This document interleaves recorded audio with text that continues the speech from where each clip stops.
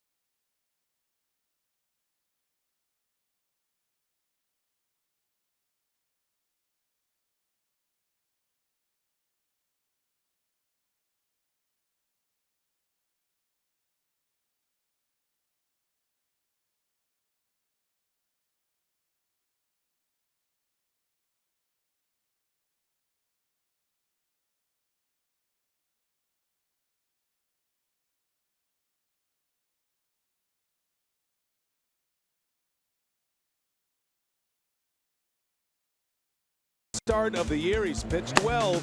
He's got a sub-3 ERA, and he'll be matching up against a guy who has one of the best fastballs in the game. Guerra against Noah Syndergaard, the 25-year-old phenom. Thor, they call him.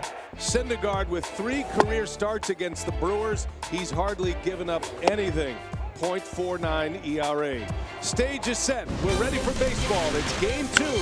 Lineups and first pitch coming your way next from beautiful Miller Park on a Friday night.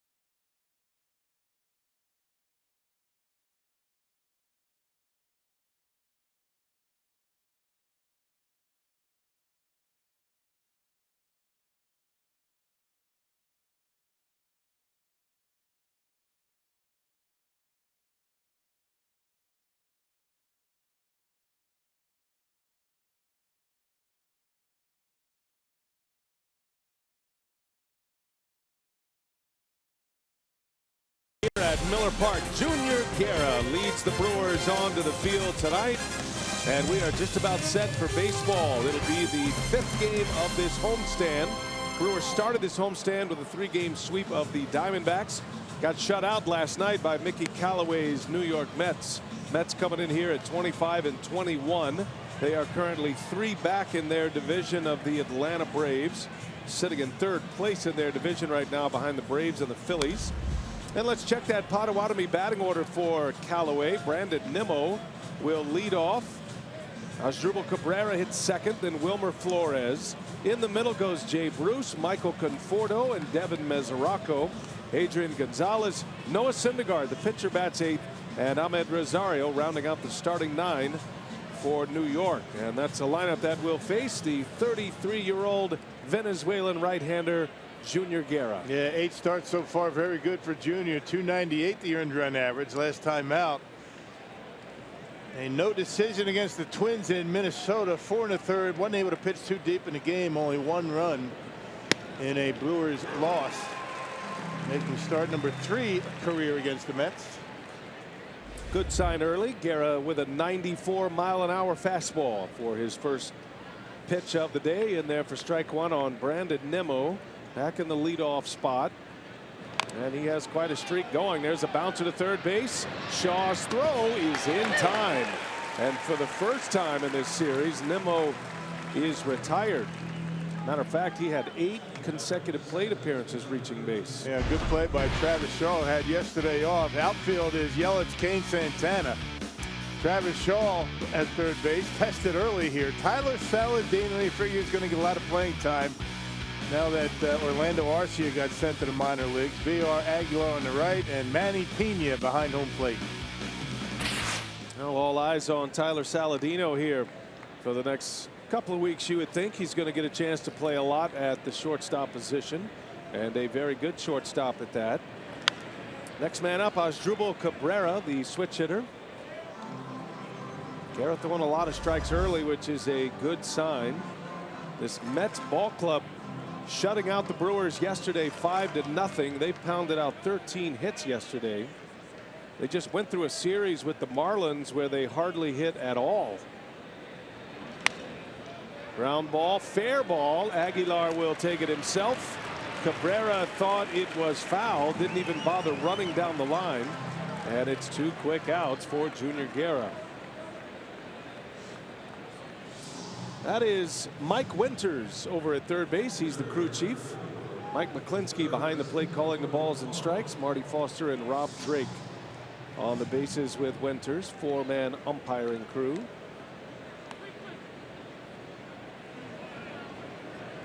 Four pitches, 2 outs for Guerra. It'd be nice to see Junior manage that pitch count a little bit better than he did in his last start. Yeah, 4 1/3 innings, 91 pitches for Junior against the Twins. And he hits the bottom of the zone against Wilmer Flores. Strike 1. Good velocity, good command in this first inning for Junior Guerra. These starting pitchers know the leash is short. And if you're not efficient, it's usually around that 80 to 90 pitch range when Craig Counsell gets that itchy trigger finger to go make a call to the bullpen. Yeah. So you have to be efficient if you want to go deep in a ball game. Especially if you have a lead around that time or tied. Brewers bullpen opens play today with the best ERA in the major leagues. And it can be a 6-inning game for Milwaukee. They have a lead after 6. They have proven that it's almost a guaranteed win at this point. So you understand why the manager is so quick to make the call to the pen. And the pen is fully loaded up and ready to roll tonight. Yep, they did add one down in there, down in the bullpen. Adrian Hauser, a starter down in the minor leagues, is out in that bullpen. Probably the long man. Any troubles early, you might see Hauser. There he is, right next to Josh Hader and Marcus Hennel. Well, he's glad to be in the big leagues, back in the big leagues. Got a little bit of a cameo in the past, coming back from an injury. 2-2 the count. Wilmer Flores with 2 outs. The Mets third baseman. Here's Guerra's offer, and it's fouled out of play. Yeah, a lot of fastballs already in the first inning. We've seen a lot of that out of Junior his last maybe 3-4 starts. Well, he hasn't been using the splitter a whole lot. That doesn't mean he's not going to tonight, but it seems like he's a different guy every time he goes out there on the mound. You're not sure what the combination is going to be. Do it again. Another 2-2 from Guerra. And a hot ground ball that is through for a base hit. 2-out single off the bat of Wilmer Flores. Yeah, we saw a lot of very good contact by the Mets last night. You mentioned those 13 hits, probably 10 of them right on the barrel. Yeah, that fastball out over the plate down, much easier for a hitter to get to as opposed to that pitch up around the belt. Now, their 13 hits last night, on average, exit velocity over 90 miles an hour. They had a number of line drives that were in the upper 90s and 100-mile-an-hour plus exit velocity last night. Hoping for a different story here tonight. Here's Jay Bruce with Flores at first. Brewers employ a big shift with Bruce at the plate. They put VR out in the grass in right field. Set Saladino, the shortstop, over on the right side, and Travis Shaw trying to protect that left side all by his lonesome.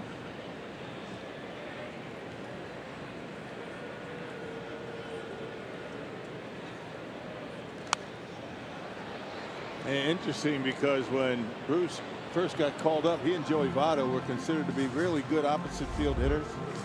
Power in that direction, but yeah, not so much. More of a center field to right for his power these days. Numbers down for Bruce, only 3 homers. And the OPS of 665. As far as opposing teams' ballparks, this is his favorite ballpark to hit as he sends one to center. And Kane easing back, got a beat on it. Bruce is retired, and we're underway at Miller Park. Junior Guerra with a 0 on the board. Now we'll turn it over to Noah Syndergaard.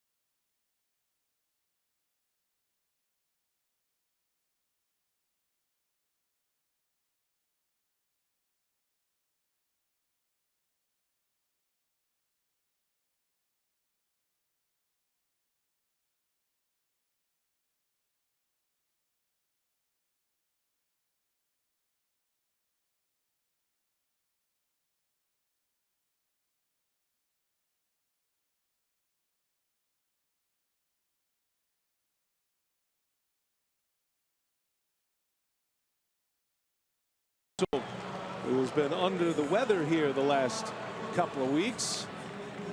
4th season as the Brewers manager, 3rd full season, and he's got his Brew Crew in first place. They lead by 3 games in the National League Central.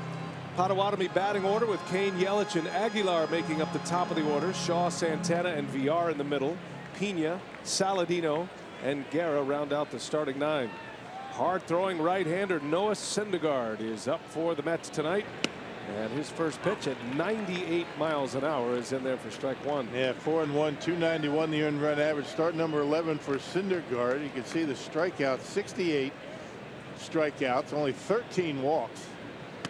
Those a lot of strikes. A lot of times your first strike is the best one to hit against this guy. Lorenzo Cain coming in batting .282. Has an on base percentage of .388, and he rips one foul. Cain's done a terrific job getting on, drawing walks. He's the Brewers leader in walks this year. He's up there in the top 10 of the National League in walks, has 28 of them this season. Off to a terrific start. Stealing bases, playing a great center field. He is as advertised, everything the Brewers were hoping they'd get. Bouncing ball to Rosario at short. Out number 1 for Syndergaard. Yeah, one of the best defensive units in all of baseball, the New York Mets. In the outfield, you got Nimmo, Conforto, and Bruce. Jay Bruce, terrific throwing arm. You just don't run on him. Flores, Rosario, Cabrera, Gonzalez from third to first, and Devin Mesoraco behind home plate, the former Cincinnati Red catcher. Now, new name on the scene here in Brandon Nimmo. He's really made an impact for the Mets, hitting well, doing a good job in the outfield for him, and left field. As we mentioned, Nimmo, before his ground out in the top of this first inning, had reached base in 8 consecutive plate appearances, either via the walk or the hit. And then yesterday, he was a home run shy of the cycle. Christian Yelich against Syndergaard. That one is inside. 1 ball, 1 strike on the Brewers left fielder today. He's got a slider about 93, changeup about 90, 91. So everybody thinks about Syndergaard. You think a guy just rears back and lets her fly, but he's got 4 very good pitches.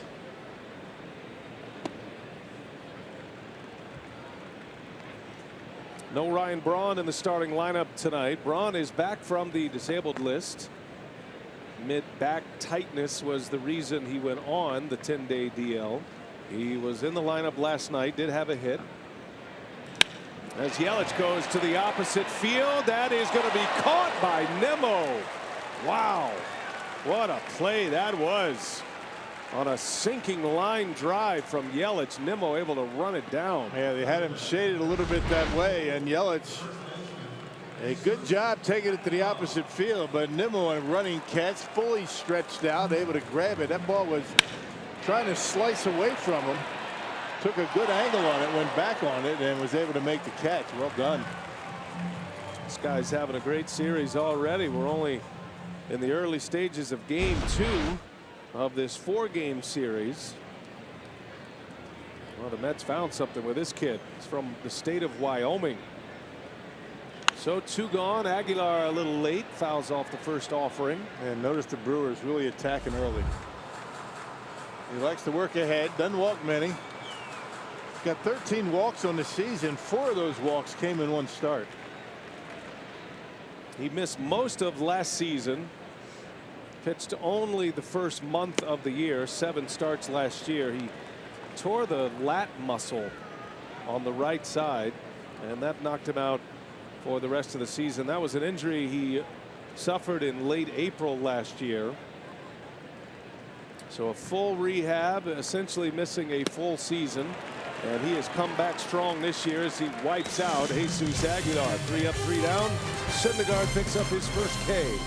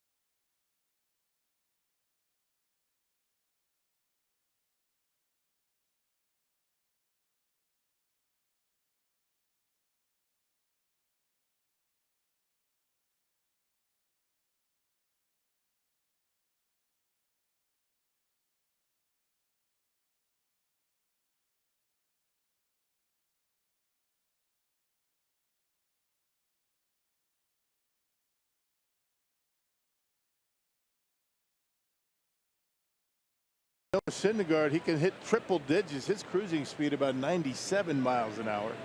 What's Junior going to see? The fastball curveball or the fastball, split-fingered fastball. It's different, seems like, every time. And the Brewers have not had back-to-back losses since that 4-game sweep at Wrigley Field the end of April. They've been pretty good, you know, since that 4-game series.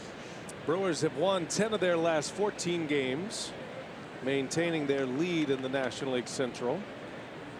Junior Guerra back to work. Michael Conforto leads off for the Mets, and Guerra gets one in on his hands. A fly ball into shallow left. Yelich for the out, and out number 1 for Guerra. What's interesting about the Brewers season is the fact they have only lost 20 games, yet 9 of those losses, 9 of the 20, have been shutouts this year. Go figure. I'm not sure what to make of that at this point. And it's a tough one to break down. You'll take the shutouts if you can stay in first place, right? It's a good trade-off. Yeah, the one thing, you know, you talked to Craig Counsell. You said you're going to get a loss. You prefer not to have to use Hader, Knebel, Jeffress in losses. And most of the time when they've had those shutouts, they have not had to use those guys. I guess that's a silver lining, right? I like that silver lining. One day leads to the next in this game. The Brewers, by far and away, the most shutouts. They have already exceeded their shutout number from last year. Talking about times being shut out as an offense. That's a big number, but as I mentioned, the Brewers are fully stacked with what you would call the A bullpen, the pitchers who pitch in close games or with the lead. Hader's had a few days off. Jeffress has had a few days off. Knebel, Albers. Brewers have been able to win 4 consecutive series, and each of those 4 series against playoff teams from a year ago. The Rockies, the Diamondbacks twice, and the Minnesota Twins. Adrian Gonzalez up there with 2 outs. So this is what I would tell you. The Brewers are averaging almost 4.8 runs a game when they score runs. Okay. There you go. So 5 runs a game, essentially. Take away those 9 shutouts. So see, that's making the stats work for you. I like that, Ron. You can bend the stats however you want. Yeah, you'd have been a great agent. Just got to manipulate them. Keep searching. Now, you were kind of into the numbers between your playing and your broadcasting career. You were a big money guy, big financial guy. Oh, yeah, I was real successful. that was about the hardest 3 years of my life. Out in the real world. Yeah, behind a desk. Heaven forbid. Well, we're glad you found your way back to the Major League Baseball bubble here, partner. Yeah, it's been a blast. Very fortunate. All of us are to be working in this game. Beautiful night at the ballpark. Roof is open. Summer has arrived. Almost reaching the month of June. It's going to be a great summer here in Milwaukee. School is almost out. And a couple of weeks remaining. Graduations are coming up. You got one coming up, don't you? Yes, I do. That one hurts. 2-2 to Gonzalez. Another fly ball. Guerra gets in on the hands of another Mets hitter, and a nice and tidy 3 fly ball out inning. Mets go in order. Travis Shaw will lead off against Syndergaard. Power on power. Go to the bottom of the second in a score.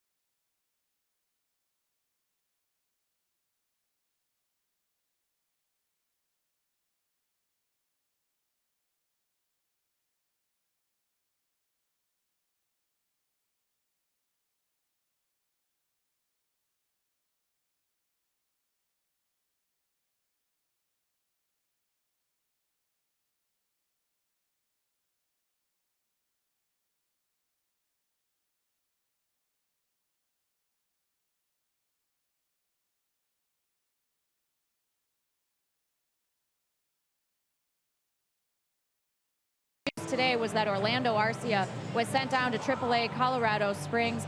Arcia leads all Major League shortstops with 8 defensive runs saved, but had been struggling mightily at the plate. He was 0 for 15 and 2 for 29 with a 194 average on the season. And so manager Craig Counsell says, you know, you want to give the time player to work through it, but then you get to a point where you feel that it's necessary not just for the player, but also for the team. And so he says you want to get back to the version of Orlando Arcia that we saw from him last year, where he really took big steps forward offensively. He said we need that player. He still believes that this team is at its best when Orlando Arcia is the everyday shortstop, and they want to get him back to that place. So it's the question of where is it better for the player to do that, in the minor leagues or to continue to struggle at the big league level? And they felt that the time was necessary for it to make the move with Arcia now. Yeah, it's awfully difficult to make adjustments, particularly mechanical adjustments in the major leagues where you have so much pressure on results. Just the opposite down in the minor leagues. So Arcia could take some pitches, he could work on his mechanics without the pressure of having to perform.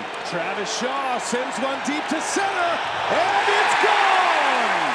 A home run for Shaw! Number 13 of the year. And the Brewers strike first, 1-0 Milwaukee. All right, he's something else, Travis Shaw. Wow, day off yesterday. A 1-0 pitch.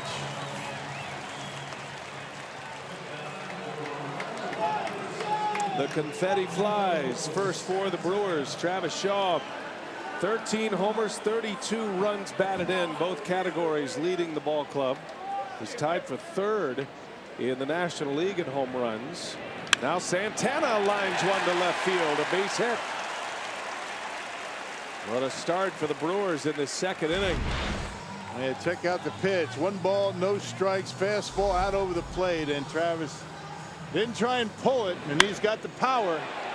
Powerball home run count for Shaw, number 13. Good things happen for the Brewers when they homer and score first.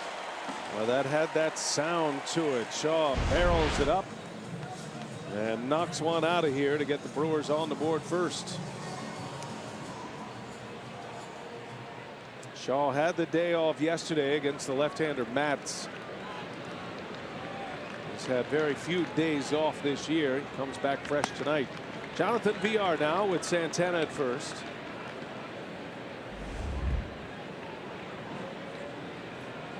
Jonathan's got his average at 283 now. Had a terrific road trip through Colorado and Phoenix and Minnesota, and he's earned more playing time. Gets the start at second base here tonight. Brewers prefer VR, who is a switch hitter, off the left side as a left-handed batter. He's got more power as a left-handed hitter.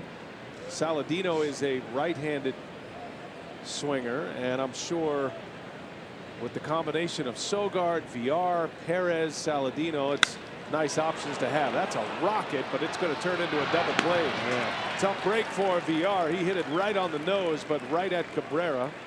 And a 4-6-3 double play to wipe out the Santana single. Well, first 6 hitters, 4 of them have barreled up Syndergaard. Remember Yelich with that line drive in the first inning to left field. Unfortunately for VR, one hop smash turns into a double play. 2 quick outs for Syndergaard. That'll bring up Manny Pena now. Pena's got a new catching mate. If you're just joining us, the Brewers making a ton of moves today. We've been talking a lot about the Arcia move to go back to AAA. There's a little flare. That's going to fall, a base hit.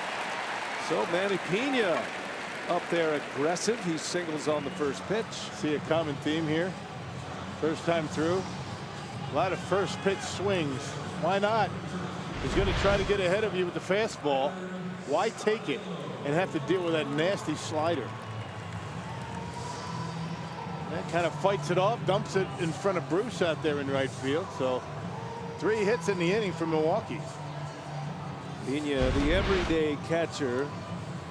Eric Kratz is now the backup for the Brewers. They were able to acquire him from the New York Yankees. He has been in the big leagues with a number of different ball clubs, Eric Kratz. So 3 went out and 3 are in. Jorge Lopez, Orlando Arcia to AAA. Jet Bandy was designated for assignment. He is a big dude, and that's an understatement. He is put together, that guy. He's Schroeder sized. Yeah. Big swing by Saladino. You know, Craig Counsell talking about, you know, Kratz. We've seen him in the past. I mean, we saw him as he was with the Phillies, but very good receiver. He's a good game caller. He's going to learn this pitching staff very quickly. And very solid behind home plate. He's got some pop in his bat. 1-2 the count on Saladino. This was another pickup by the Brewers. Saladino had been with the White Sox, and as their roster was starting to change, they needed a spot. He was taken off. Brewers were able to strike a deal for cash to get Saladino, and here he is starting for the Brewers, as Pena is just back in time. Almost got picked off. Yeah, he was going to try and steal. And check him out. He's creeping. Look out. Get back. If that throws a little bit lower, he's an out. Ooh, I think they got him pretty close. Move on before the Mets can take a look at this. They are not looking at it. I don't think he made it to the bag. That's a break for the Brewers. And Saladino takes a ball. Manny Pena is not the guy you're thinking is going to be a stolen base threat. That's why he might go. He was going with the sneak attack. Taking a page out of the Yadier Molina book. 2-2. And the breaking ball misses. The count goes full. And now Pena will get a head start.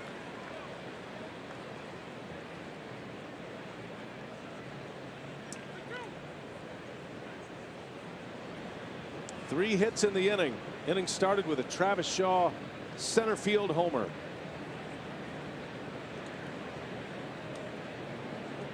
Traveling time for Pena. He's on his way. Saladino takes a called strike 3. Threw him a big bender. He buckled his knees. And the inning is over. But guess who? He's not just the mayor. He's the mayor of Ding Dong City. And Travis Shaw's got another one on the board. This time against Syndergaard. It's 1-0 Brew Crew.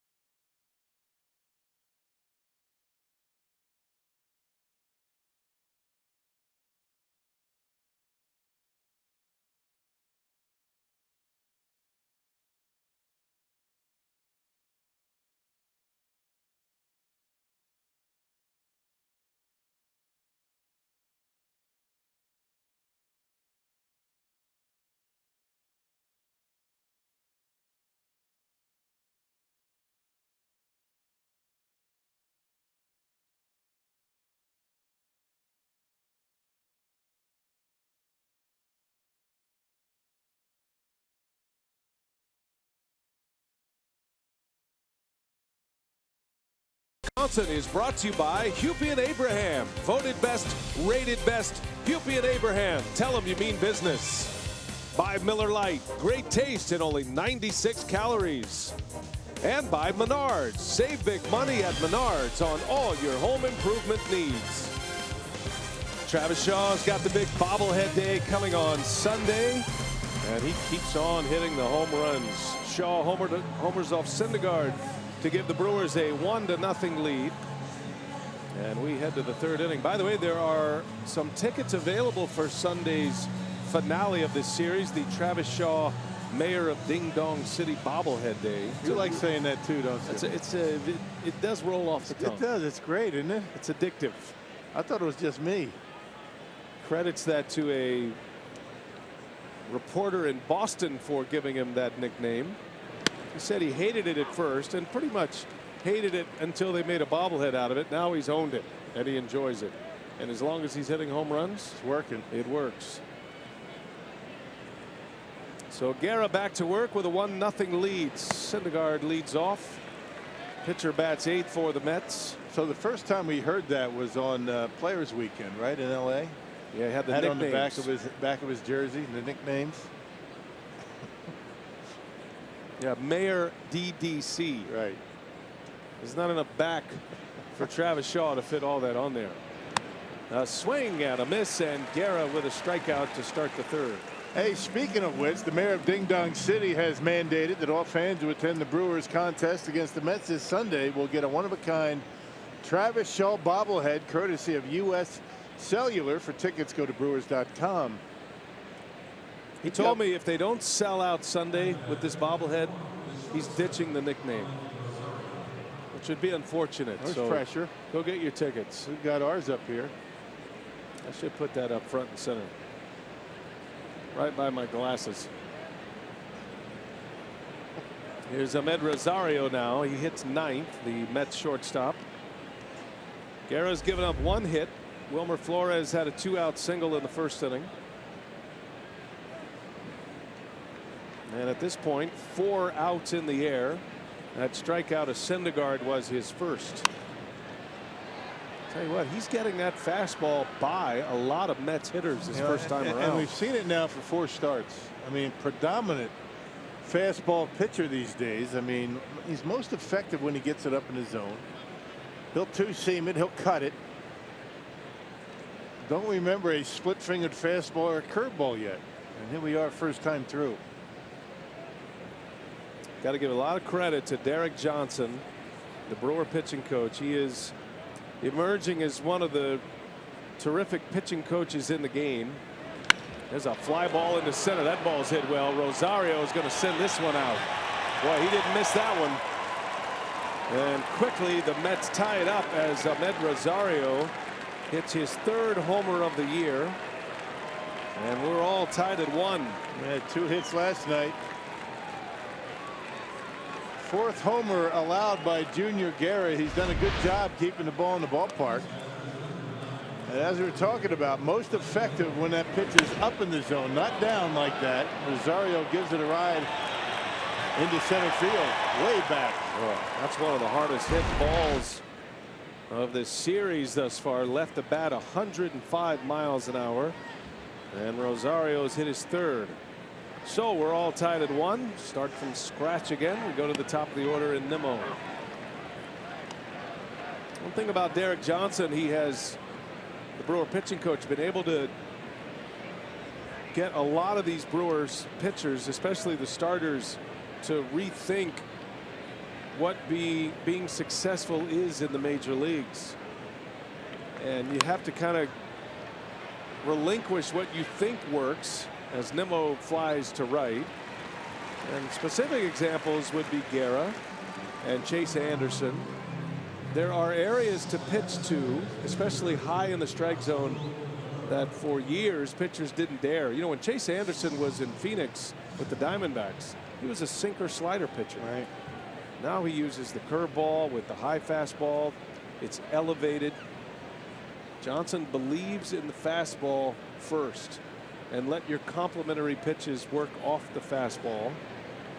That's nothing news. That's not a late headline that has just emerged for the Brewer pitching coach now, but the way you think about your stuff. But the fastball up when you're throwing, 91, 93 miles an hour, that was never accepted back, even a couple of years ago. When he was hired, Derek Johnson, I mean, everybody was saying that he thinks out of the box, and that's exactly what you're talking about right there. Use of the fastball where normally you would not think it would be successful.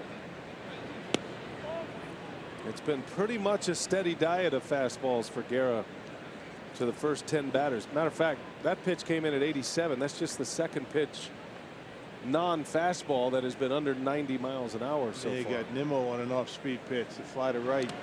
There's a splitter. Second time through, you're probably going to see a few more.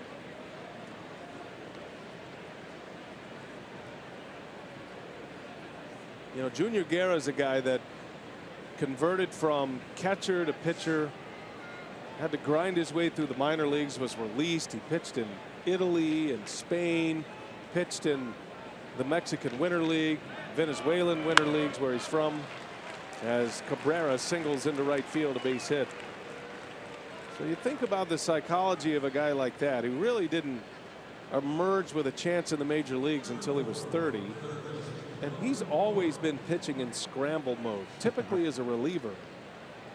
And I think Derek Johnson, and you got to give credit to Junior Guerra as well, but at some point you got to believe your stuff plays in the big leagues. Well, it was a split finger fastball that was a difference maker for him a few years ago.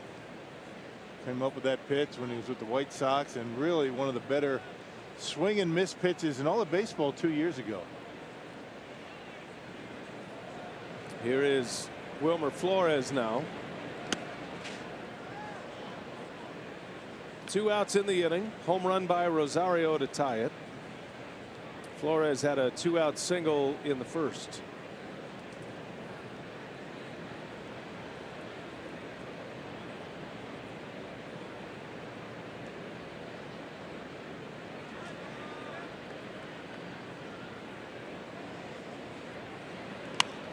And a pop-up, foul territory.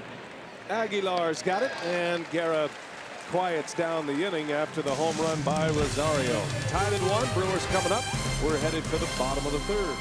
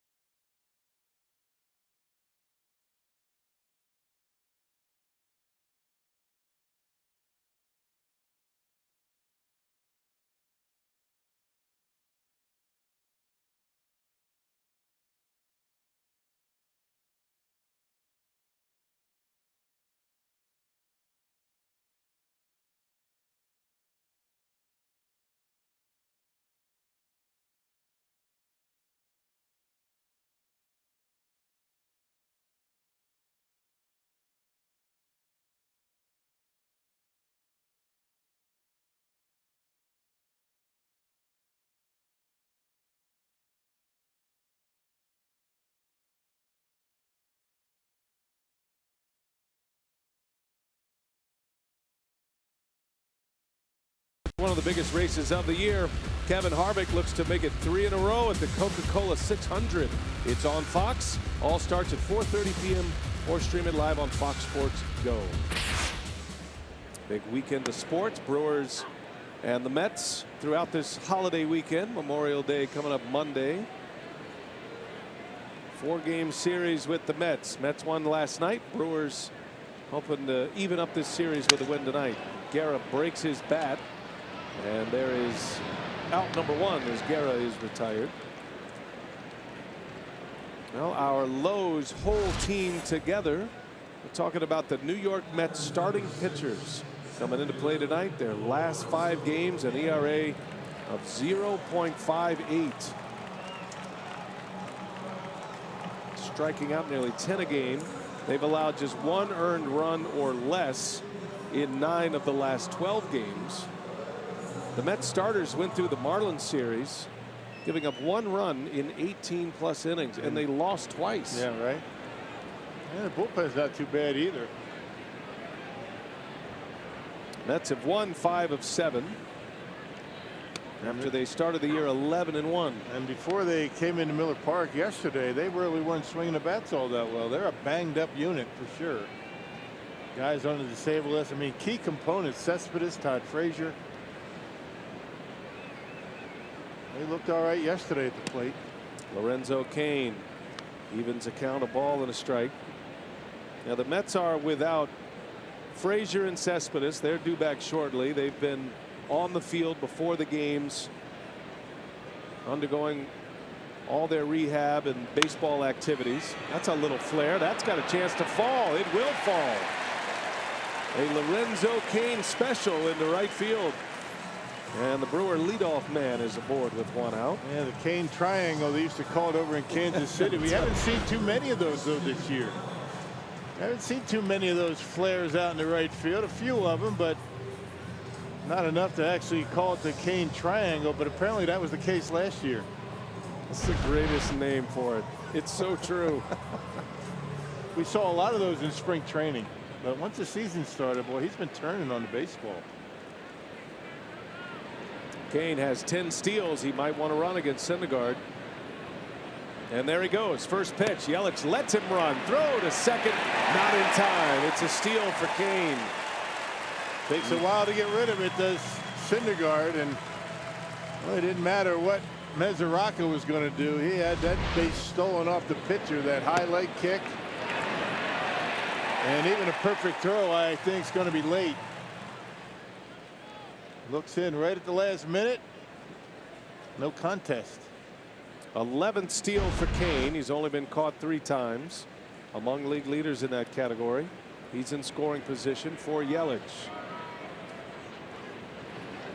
Yelich back up the middle and a base hit. Cain around third, on his way to the plate. He will score. Christian Yelich with an RBI. Brewers back in the lead, 2-1 Milwaukee. Boy, they're not getting too deep in the counts, are they, the Brewers? I mean, that was a 1-0 count. And Christian Yelich back-to-back at-bats, hits it hard off of Syndergaard. That fastball middle in, he shoots it right back through the middle, and after the stolen base, the Brewers take the lead again. Cruising on into home plate. Christian Yelich with RBI number 20.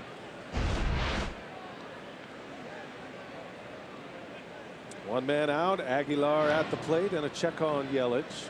Also a threat to run for the Brewers. You got to exploit the areas that Syndergaard will allow you, but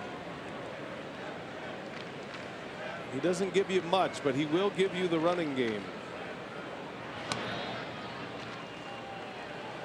And guys that strike out as many hitters as Syndergaard can typically get away with that. You're throwing 97, 98 miles an hour. You give up a stolen base and then strike out a couple of guys. Brewers with 5 hits now. They've already matched their output from last night. 2 runs on the board after being shut out last night.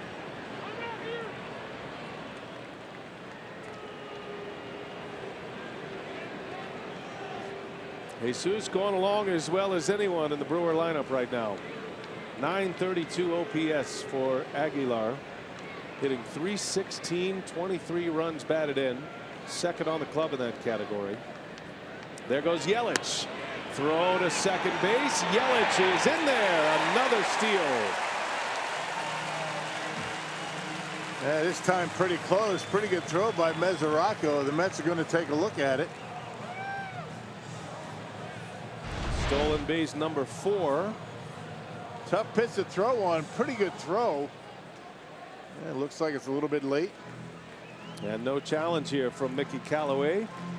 So the Brewers, with a couple of singles, turn them into doubles with stolen bases. Cain and Yelich. He's in there. 1 out for Aguilar. 2-1 Brewers in the bottom of the 3rd. That slider's been giving Aguilar problems. It gives a lot of guys problems. It's a true slider, not a big break on it. 92 miles an hour, probably the hardest slider that you're going to see. But just enough movement as it gets to the hitting zone.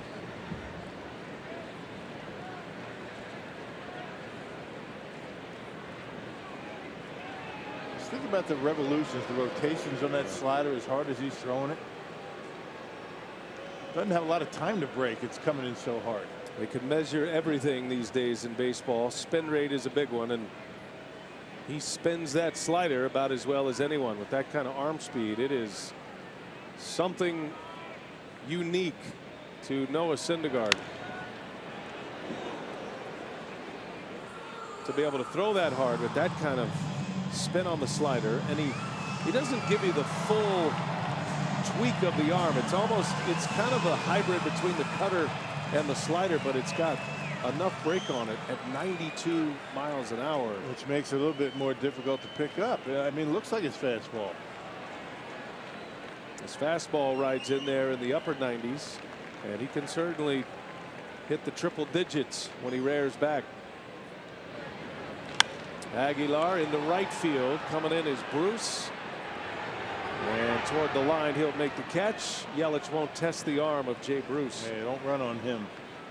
2 outs for Syndergaard now after the back-to-back singles. And that'll bring up Travis Shaw. Shaw on the Powerball home run leaderboard, #1 on the ball club with 13, just hit number 13. Aguilar and Thames with 7. Kane has 6. Yelich and Braun with 5. Eric Thames still on the disabled list with the thumb injury. And Travis currently 3rd in the NL in home runs. Bryce Harper is the National League leader with 15. Shaw 2 behind Harper. And a ground ball that's through a base hit. In to score is Yelich, and Travis Shaw racking them up tonight. 3-1 Milwaukee on Shaw's 2nd RBI.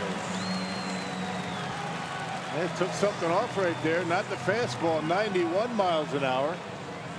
Not sure it was a changeup with a slider. This will be a better look at it. Yep, changeup. And Travis, after knocking a fastball out of the ballpark, Syndergaard says, you know, I'm going to pull the string on him, and he's able to roll it into center field for another run batted in. So the Brewers off to a good start. 2 for 3 runners in scoring position tonight. The approach at the plate is impressive for Milwaukee. 6 hits already. 3 runs are in. Travis Shaw with 2 of those hits. 2 runs batted in for him, giving him 33 on the year now. And that'll bring up Domingo Santana with a man at first and 2 gone. Santana starting to find his stroke once again. After a breakout year last year where he hit 30 homers. His first 21 games on the year, Santana hit a .193 with no home runs. Had just 3 RBIs. His last 26 games, he's at .295, 3 home runs, 10 RBIs. 2 of those home runs coming against Arizona. Now I'm staying back a lot better. I mean, one of his home runs was to right field here at Miller Park against the Diamondbacks. Starting to shoot the ball in the right field a little bit more. Had a single to left his first time up. Santana has tremendous power to the opposite field. He hits them to right center and right field like a left-handed pull hitter. Remember, he had a 3-run home run taken back against the Diamondbacks. Gerard Dyson went up and over the wall to make a catch on him.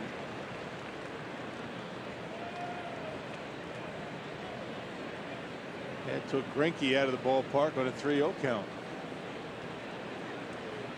Yeah, that was an opposite field home run off Zach Greinke this past Monday.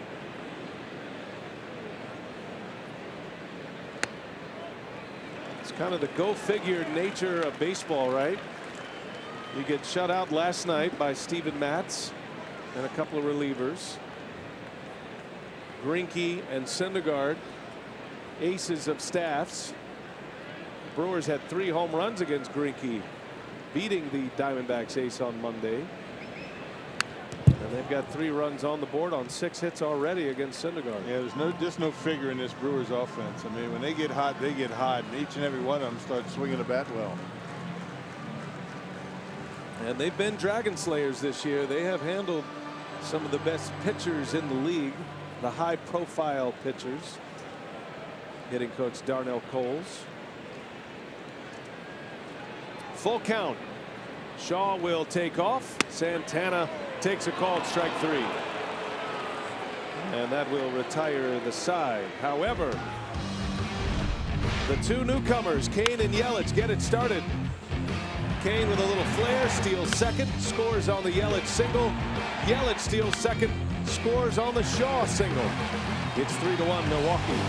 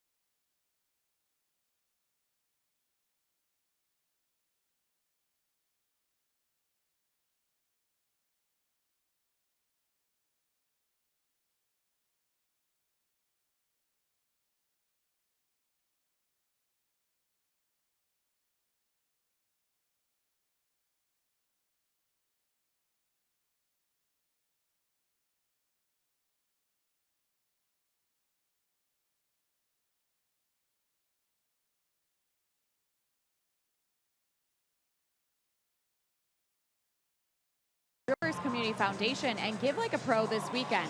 Your donation will help provide support for youth baseball and other important opportunities for kids and their families.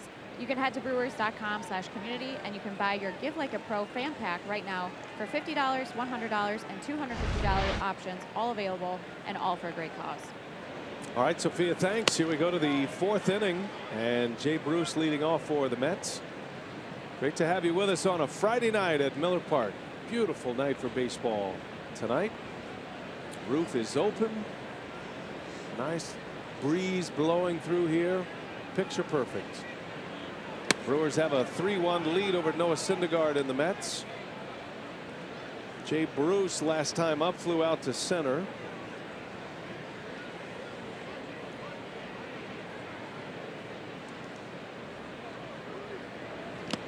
And a big swing and a foul tip right into the mid of Pena. It's 2 balls and a strike on Bruce. Two-seam fastball starting to shape the fastball a little bit is Junior Guerra as he gets through the lineup the 2nd time.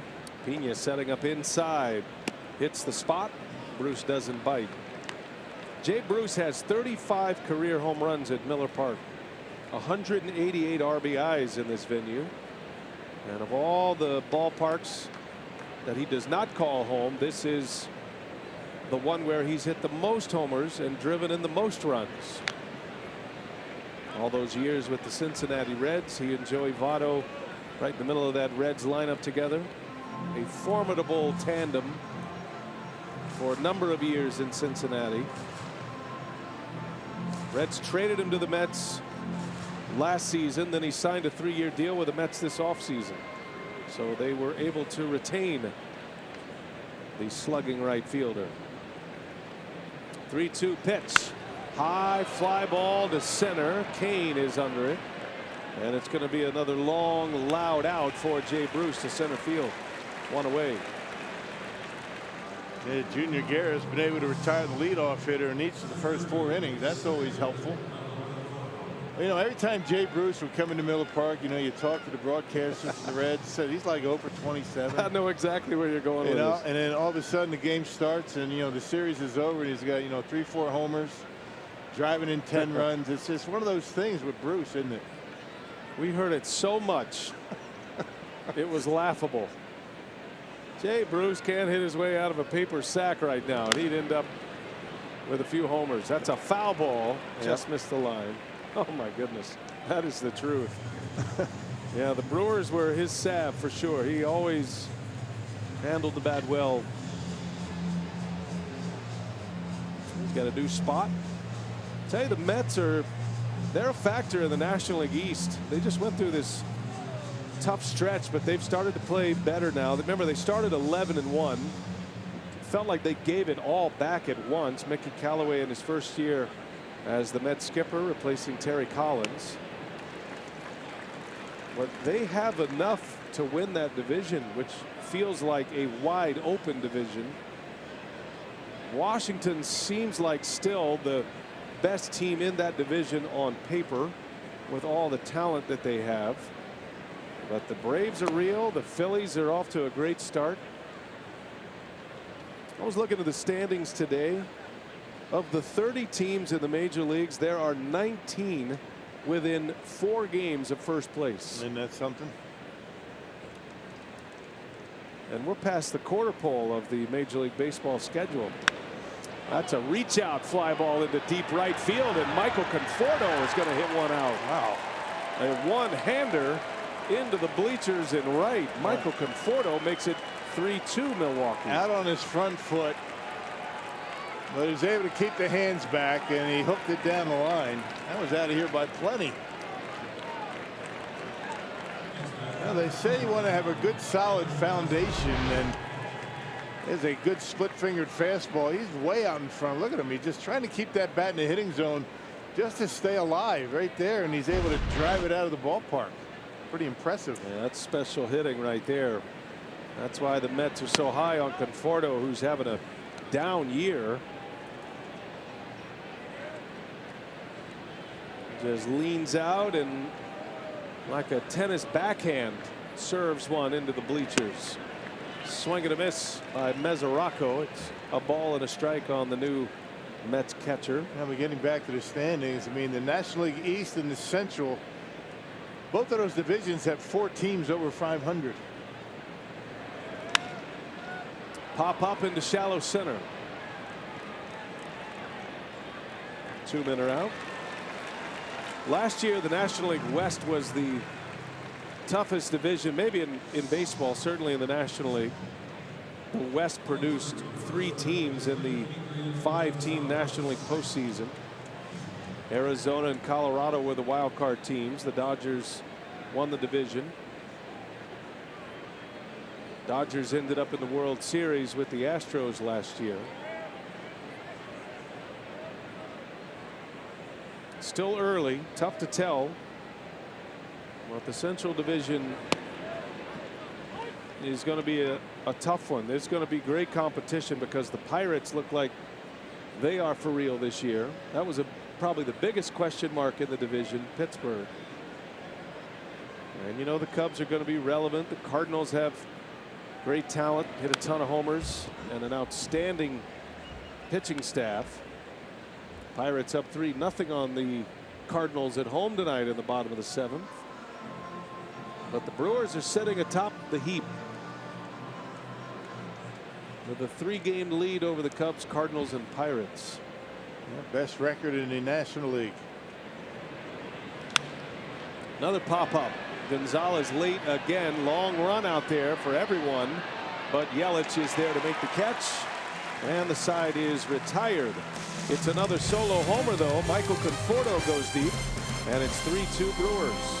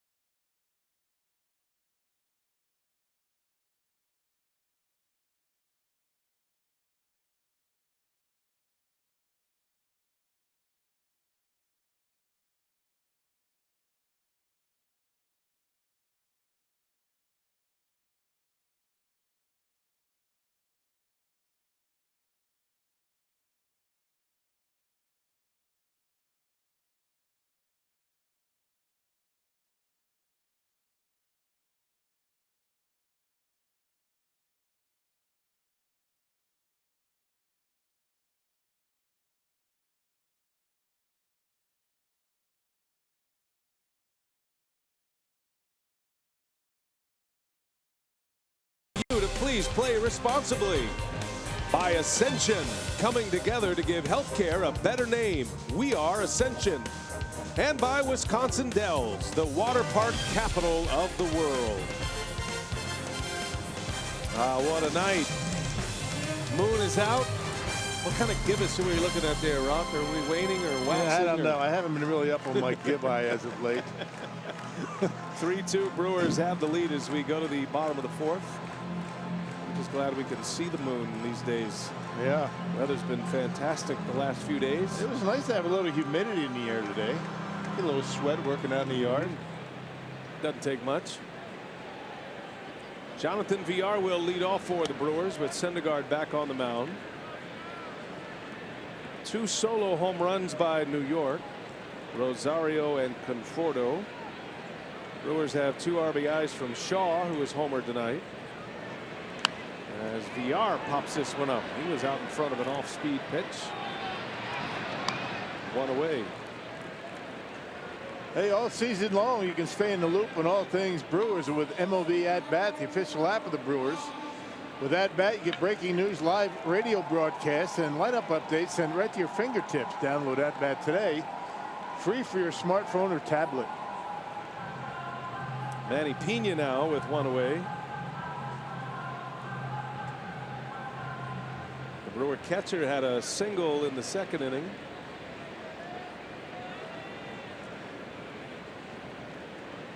Brewers have out hit the Mets 6-4 at this point.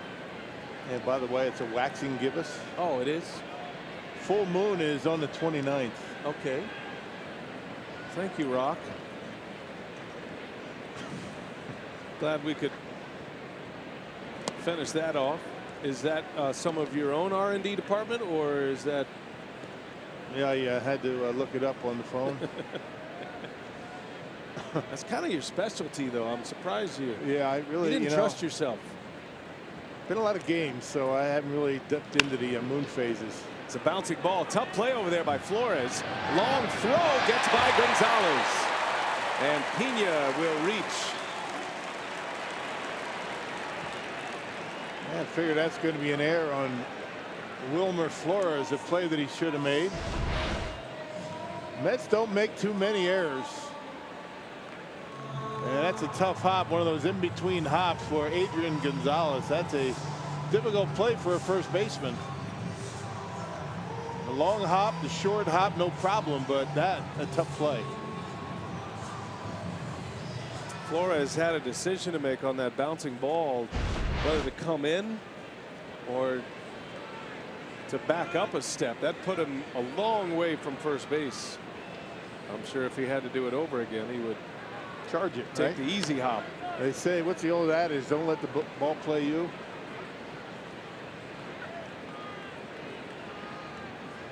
There is a great skill with infielders who do that well.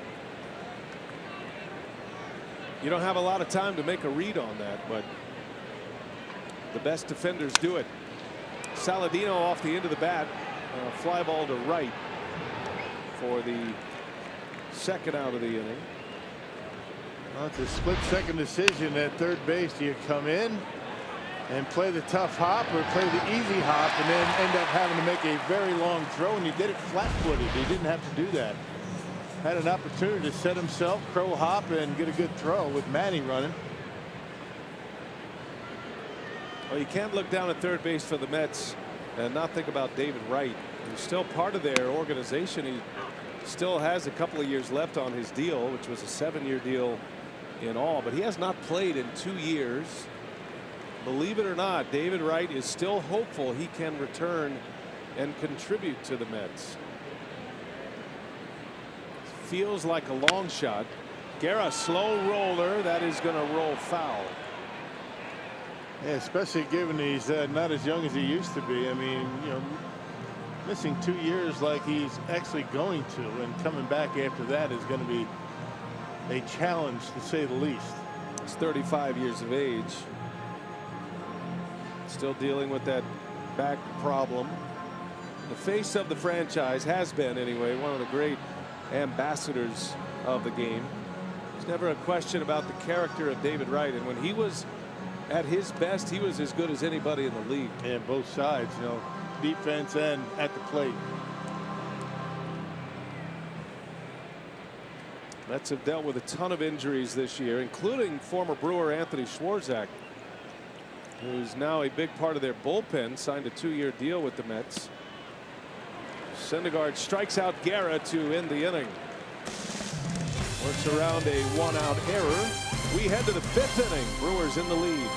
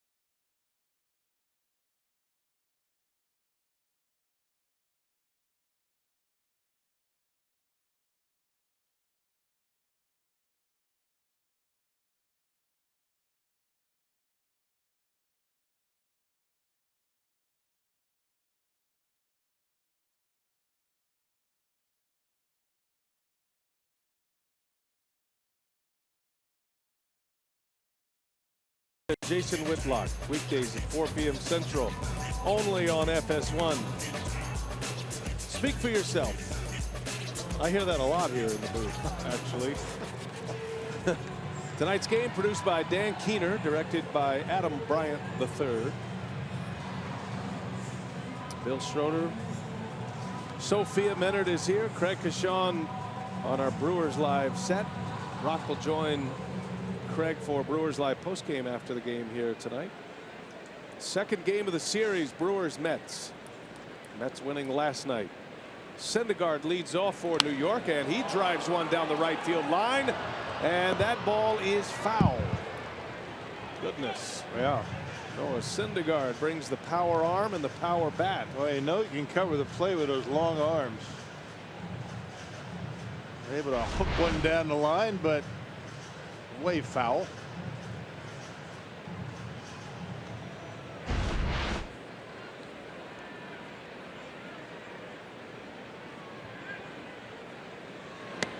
Guerra pours another fastball in on Syndergaard. Syndergaard does have 4 homers in the big leagues. In his All-Star year in 2016, he hit 3 of them. There's a little half swing. He goes, and a strikeout for Guerra. Swing hard in case you hit it. Got a lot of us to the big leagues and then kind of caught up to you after a while. Yep, he went. That's a big man. 6'6". Earned that nickname Thor. That's a solid nickname.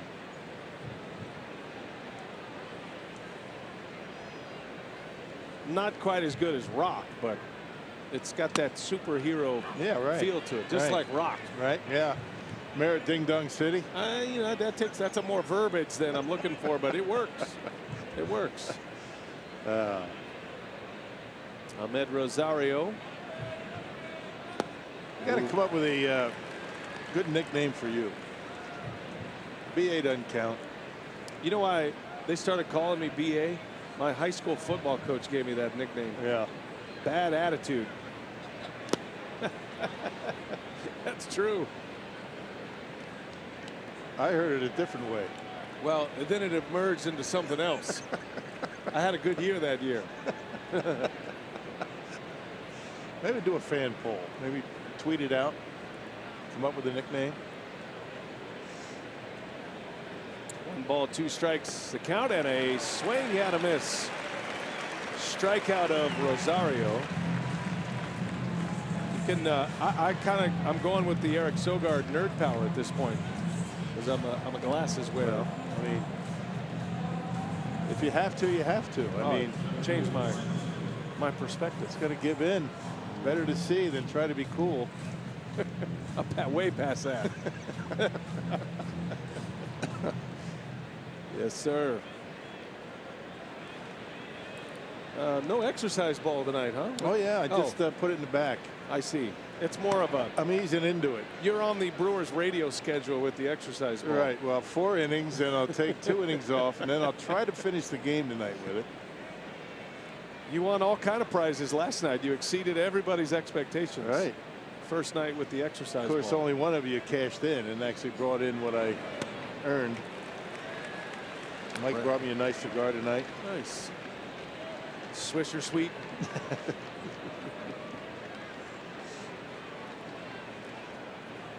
He said I couldn't sit on it for 3 consecutive innings.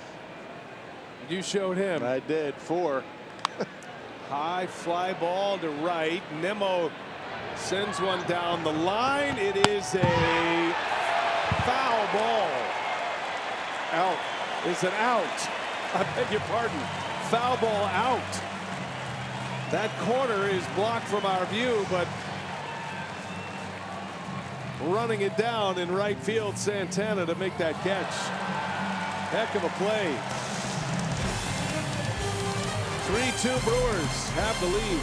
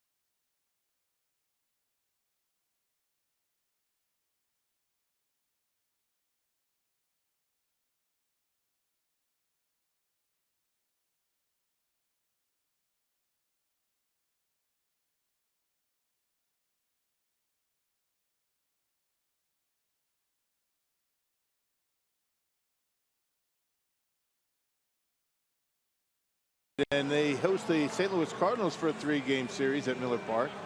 This upcoming Monday through Wednesday. Check out the complete schedule for the NL Central bout, which includes $1 hot dogs on Memorial Day and half-price tickets for kids and seniors Monday and Wednesday. Check it out at Brewers.com. Got to take advantage of the $1 dogs on Memorial Day. Syndergaard back to work. Brewers batting in the 5th inning, top of the order here with Kane, Yelich, and then Aguilar. No Braun in the starting lineup tonight. Coming back from the DL, played last night with the hard-throwing Syndergaard on the mound. Braun has the night off. Kane 1 out of 2 tonight, 6 for 13 on the homestand. He's got his batting average up to 285 now. And notice Syndergaard starting to start the Brewers off with sliders and changeups as opposed to that first pitch fastball is very effective for the Brewers. Innings 2 and 3. 1-2 the count to Lorenzo Cain. Brewers painted a pretty picture in the third. Cain and Yelich both singled, both stole second base and scored on singles. Yelich drove in Cain, Travis Shaw drove in Yelich. 2-run inning has the Brewers out in front as Cain strikes out for the first out of the inning.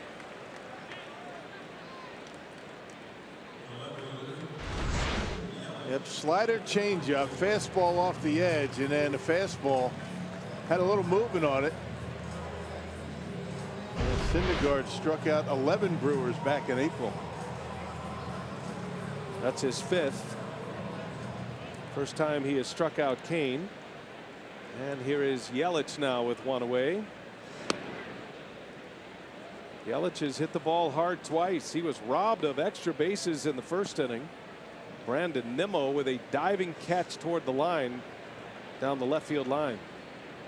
And then his last time up, he singled to center field to score Cain. Yeah, a lot of room in the gap out there in left center for Christian, but you see Nimmo once again shading that left field line.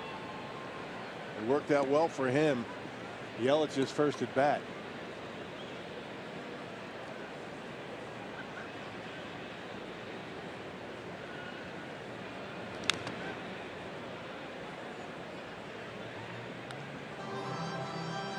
At the plate, presented by Wendy's. Yelich 1 out of 2, has a stolen base. He has scored a run. 4th stolen base of the year. He picks his moments to run, and hitting second in the Brewers lineup with as many home runs as they hit. It's not really a running spot. Ground ball up the middle there. This time is Guerra, and out number 2 for Syndergaard in the 5th.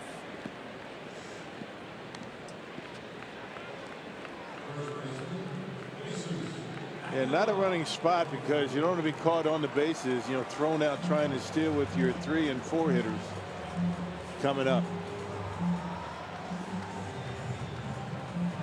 The 3-hole hitter Jesus Aguilar now, who's 0 for 2. When Braun's in the lineup, he'll hit third. Aguilar's been in that spot when Braun is down. So Jesus Aguilar, coming into tonight's play, had hit third 12 times. This is number 13. He's been in that spot, 13th game.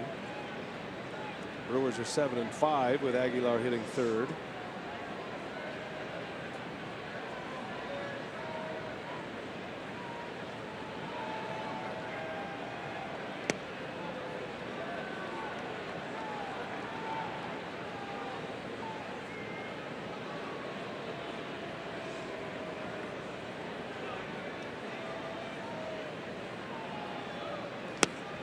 Oh, chased a nasty slider. Yeah, he's having a tough time picking that pitch up, and he's not the only one.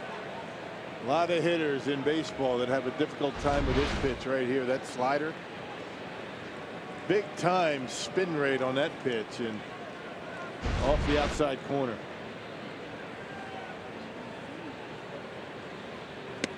And he spots a fastball on the outside edge.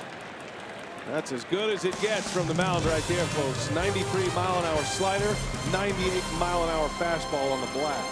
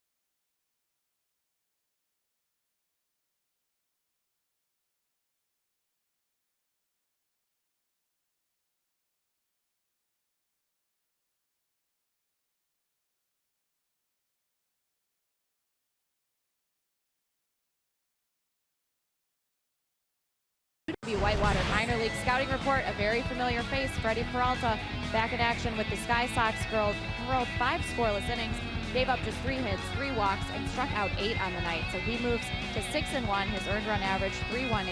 His 54 strikeouts in AAA, by the way, lead the Brewers minor league organization. At 21 years of age, that needs to be said again, because not only was he one of the youngest pitchers in the big leagues, he's one of the youngest in AAA by far. It's not a level you usually achieve at age 21. Good to see him go back to the minor leagues and keep it rolling. Asdrubal Cabrera leads off for the Mets here in the 6th inning. An incredible first start for him, but then had control problems against the Twins. Walked 6. Wasn't able to get too deep into games, but he's got a future. He's got good stuff. I like what Counsell had to say when he sent him out. He said he's going to be a part of this. He will be a part of this. And that's what he told Peralta. So he goes down to AAA with purpose, hoping to get back. He gives the Brewers yet another arm in their minor league system. Yeah, They've got a bunch of them. Yeah, if you don't have confidence after hearing that for the big league skipper, then you're never going to get it. Counsell's had to make some tough calls. He and David Stearns have to deliver that message to go to AAA, but I think the Brewers are doing a good job making sure that the players in this organization know, especially the young players who have options, that the major leagues, AAA, AA, this is all part of the pool that we're going to have to use to be successful this year. And today it was Jorge Lopez and most noteworthy Orlando Arcia going back to AAA. But they're going to be part of it as well. We've hit the 6th inning, 3rd time through the batting order, and Josh Hader is stepping into his window now. It's his day. Any sign of trouble and you'll see Hader, especially with Jay Bruce coming up in this inning. Bruce is due up 3rd. Get the switch hitter Cabrera starting the 6th inning. There's a line drive into right center, base hit. Boy, that guy can hit. Man, he's off to a terrific start. 2nd hit of the game for Asdrubal Cabrera. Went down and got it. And check it out. Split fingered fastball off the plate. You can't fault Guerra for that pitch. That was a dandy. Now check that out, how level that swing is to the contact, and a line drive into right center. How do you hit that pitch that hard? I don't know. Did you see the way he bend the knees to get to the level of the baseball? Nice easy swing. Once won a Silver Slugger Award as a member of the Indians back in the shortstop days. Only Nick Markakis has more multi-hit games than Cabrera. That's number 19 for him. So now the anxiety rises a little bit for Guerra. With Hader ready to go, he'd be in to face Jay Bruce next. Guerra gets a double play ball, he might have a chance to stay. But he knows a hook is coming. It's a big hitter for him. And a strike on the edge to Flores.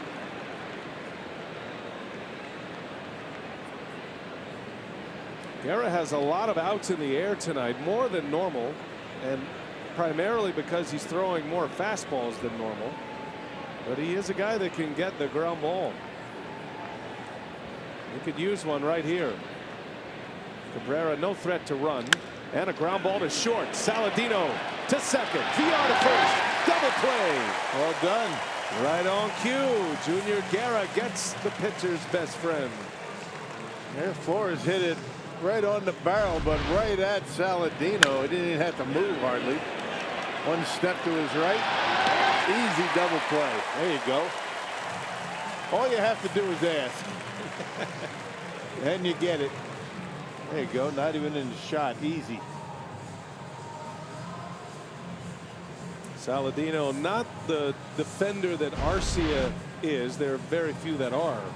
But he's skilled out there at the shortstop position. Look at the managers agonizing over you got the move to make. You got Bruce and Conforto coming up. We're only in the 6th inning. Hader's ready. What you'd like to do is get through this inning, have Hader in the 7th and 8th, and then bring in Knable. Sounds like a good plan. 2 outs.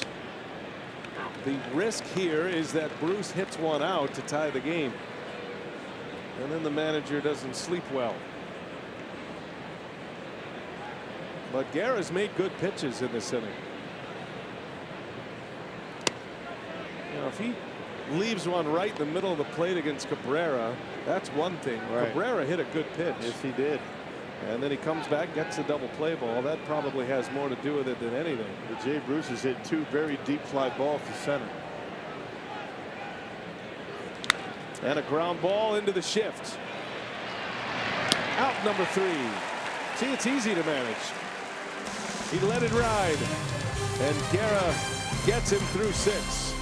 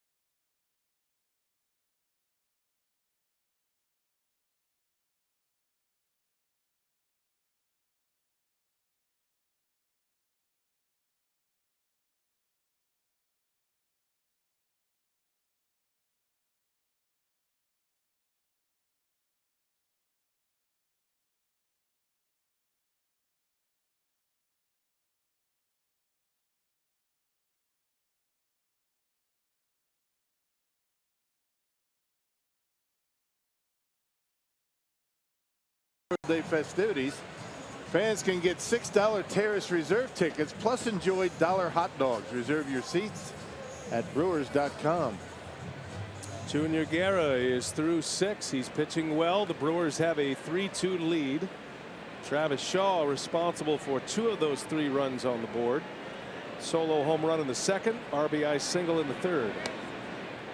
2 for 2 against Noah Syndergaard. Syndergaard's pitch count is low, just 66 pitches as he opens up this 6th inning. Brewers have been very aggressive offensively, swinging early in counts. Shaw breaks his bat. Man, you hate to lose a bat like that. That bat's been going along well here on this homestand.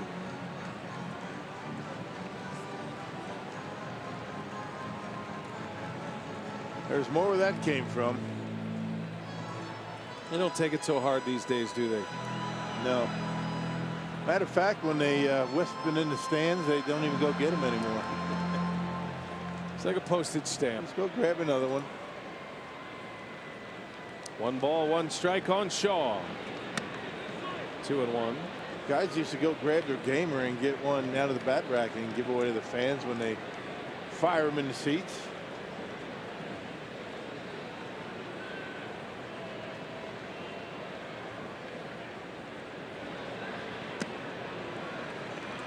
Three and 1 now. Well, that home run by Shaw in the 2nd, his 25th extra base hit.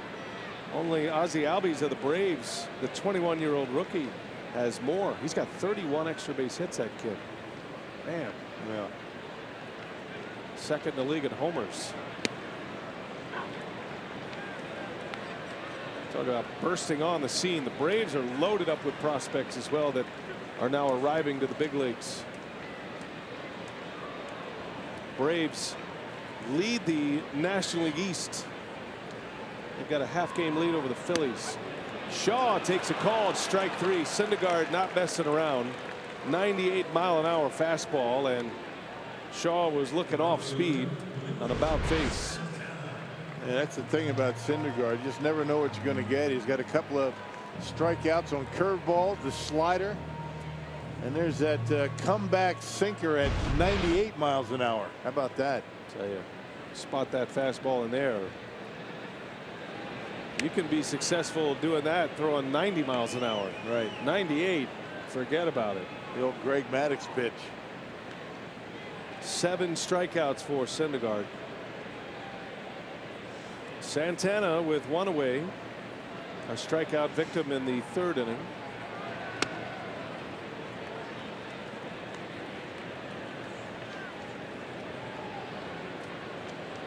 Santana singled after the Shaw homer in the 2nd.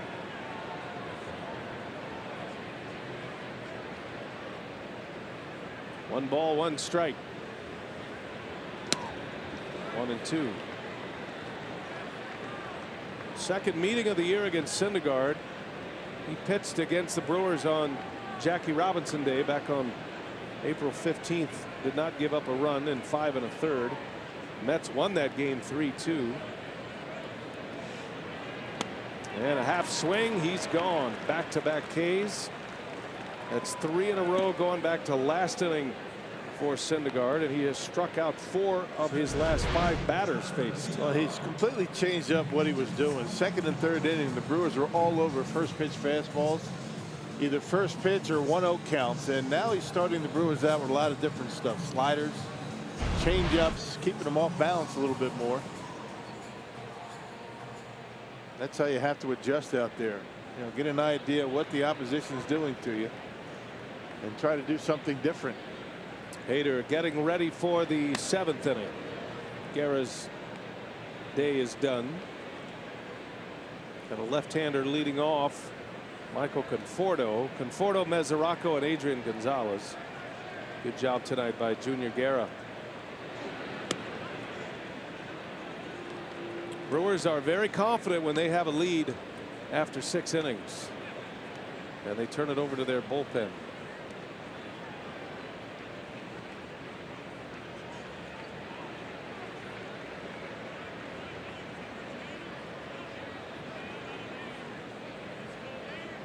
Two and 0 to VR. Bouncing ball right to Flores at 3rd. And a low throw, this time dug out by Gonzalez, and the inning is over. 6 in the books. Getting late here at Miller Park. Here comes the Haterade to face Conforto.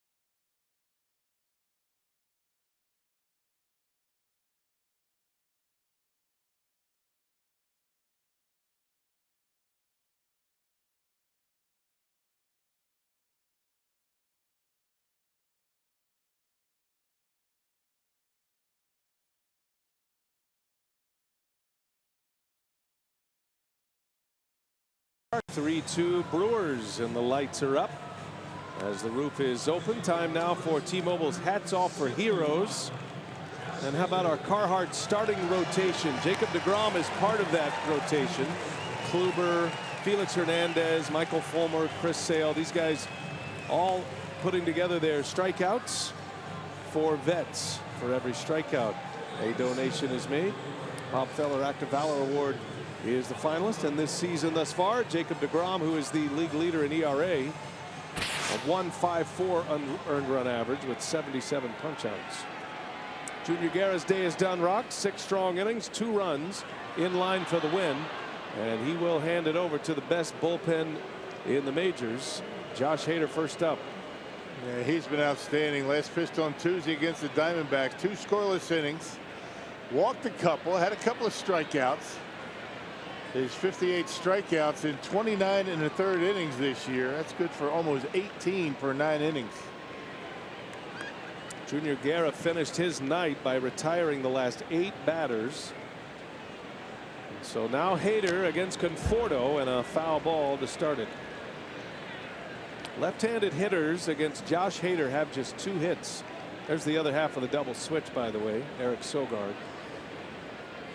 So you put Hader in VR spot. Sogard will be due up third in the bottom of the 7th. He'll hit 9th now.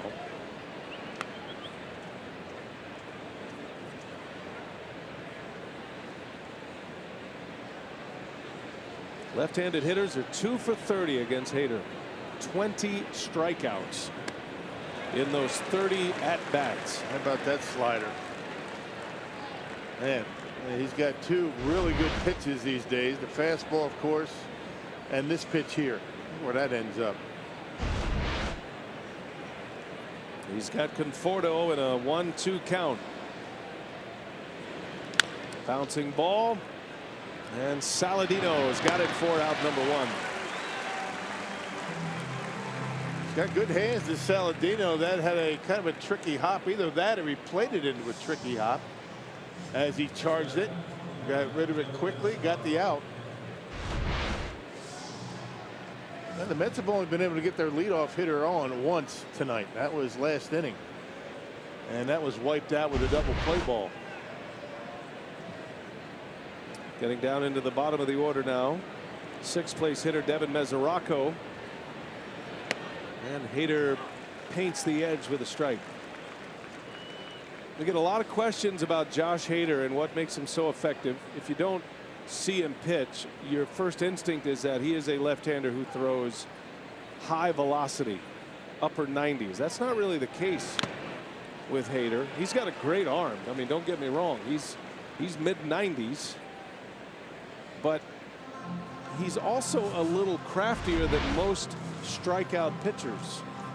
He has great command. Pena took a shot right to the mask, got him right in the jaw. Yeah, right in the jaw, knocked the mask off. Boy, how many of those have we seen him get this year? My goodness.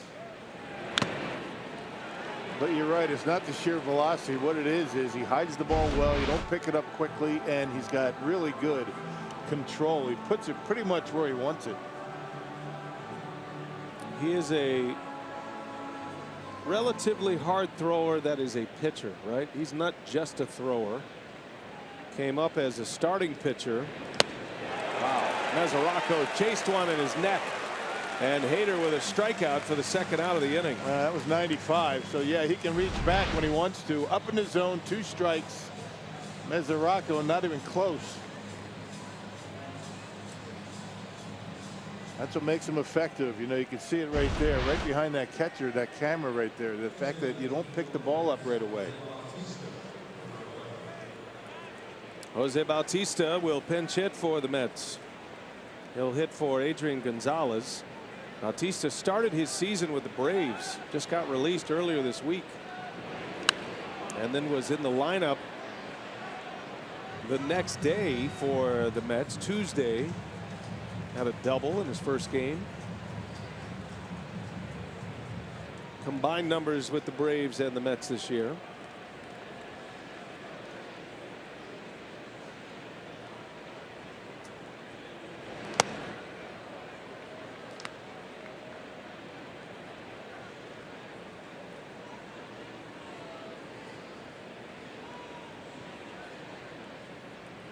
1 ball, 1 strike, 2 outs in the inning. Hader's first inning, and he deals one in there at 95. 1-2 now on Bautista.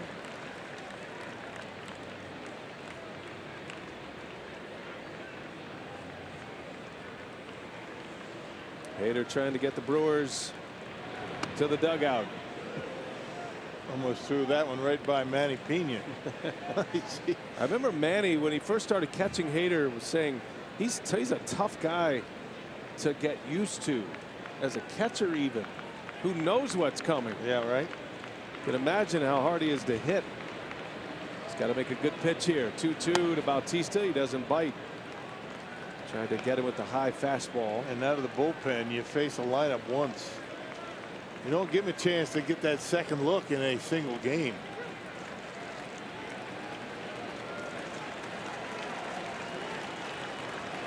Hader started his pro career with the Orioles, his hometown team of sorts. He's from Maryland, then the Astros, and then the Brewers.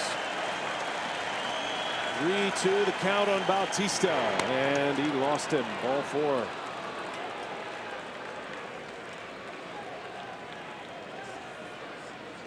Good at bat. Yeah, that's the first walk of the game. Guerra, no walks, 3 strikeouts. Syndergaard has 8 punch outs without a walk. Syndergaard's day is over. Mickey Callaway is going to send up Jose Reyes. 6 innings, 3 earned runs against Syndergaard tonight. Gives up 6 hits. And a strike to Reyes. I guess if you're looking at silver linings of the walk, at least it gets Syndergaard out of the game. Good point. With a low pitch count.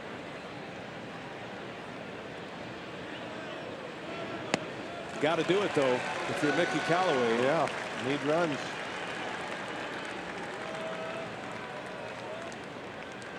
Former Indians pitching coach under Terry Francona. No balls, 2 strikes on Reyes. And a foul out of play. He was late.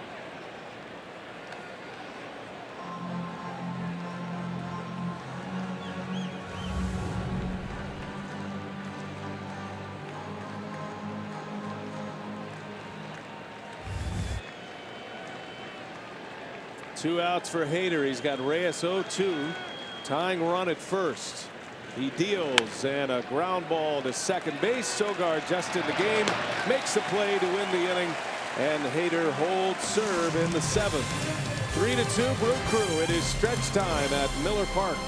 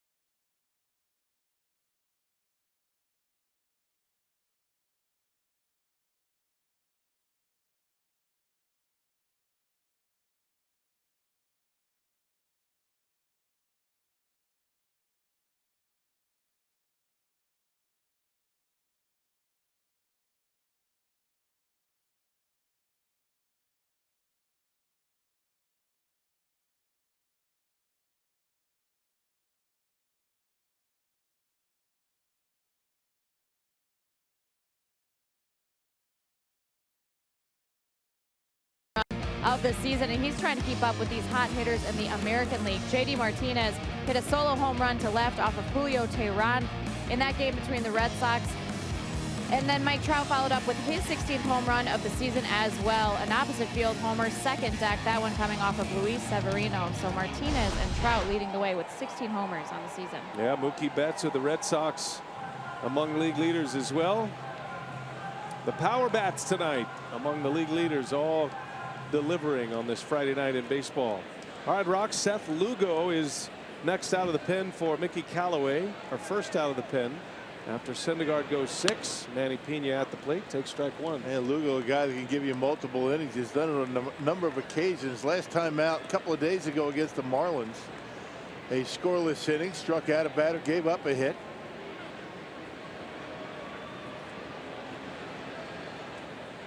Changes here for the Mets. In addition to Lugo, Bautista will remain in the game after his pinch hit appearance.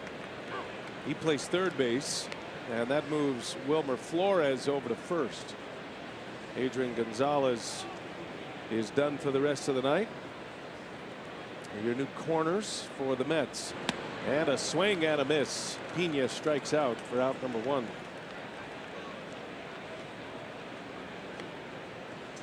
This game's got a great pace to it, entertaining, timely hitting.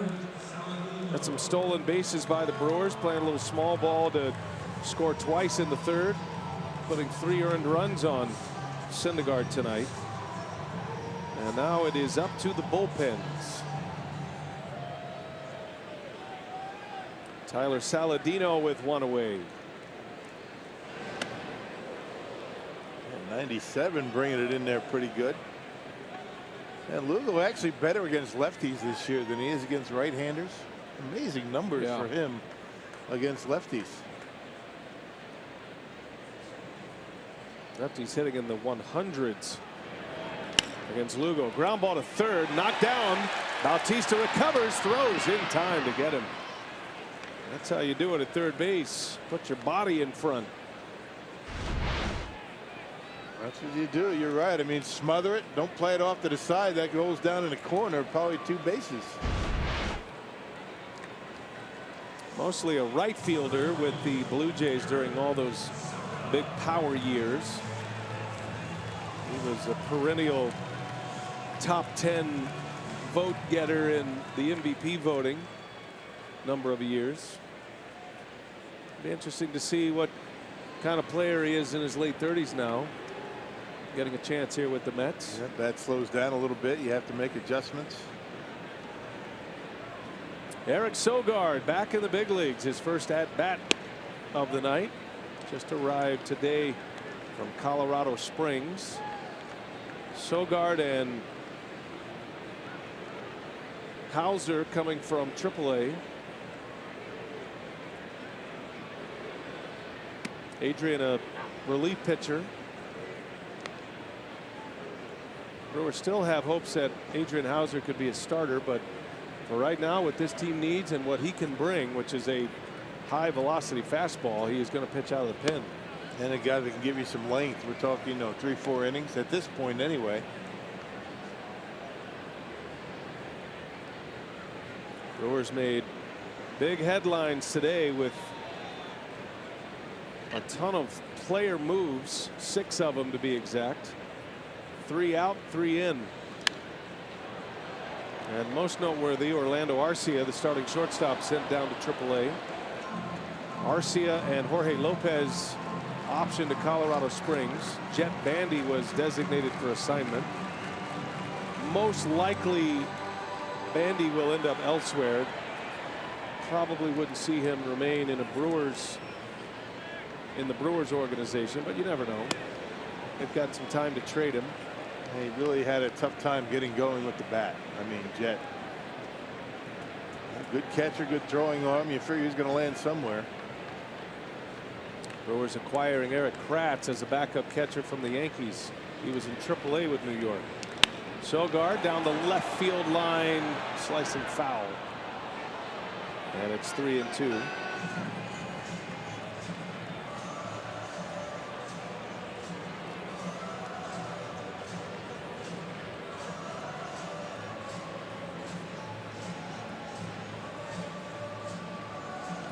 Sogard played 11 games in AAA, hit .229. He did have 7 RBIs in 11 games. Full count to him. He hangs in there. Yeah, Brewers sent him down because he just couldn't get anything going offensively. They worked on some things down there, and hopefully he's going to be able to come back here and be, the player that he was a year ago. Sogard with just 6 hits in the first 6 weeks of the season.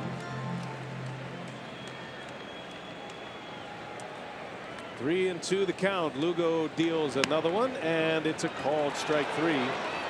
And Sogard is rung up. Inning is over. Brewers go in order in the 7th. We go to the 8th. Mets are coming up. 9-1-2 for the Mets. The Brewers have a 3-2 lead.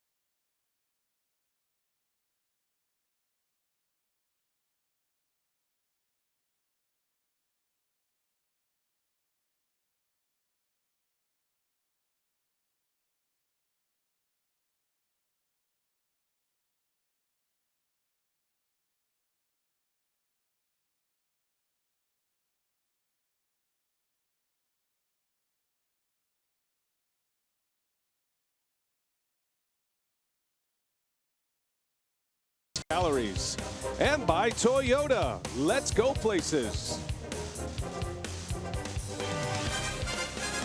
3-2 Brew Crew as we go to the 8th inning. Good ball game tonight. Mets and Brewers, 2 contending teams just past the quarter pole of this major league season.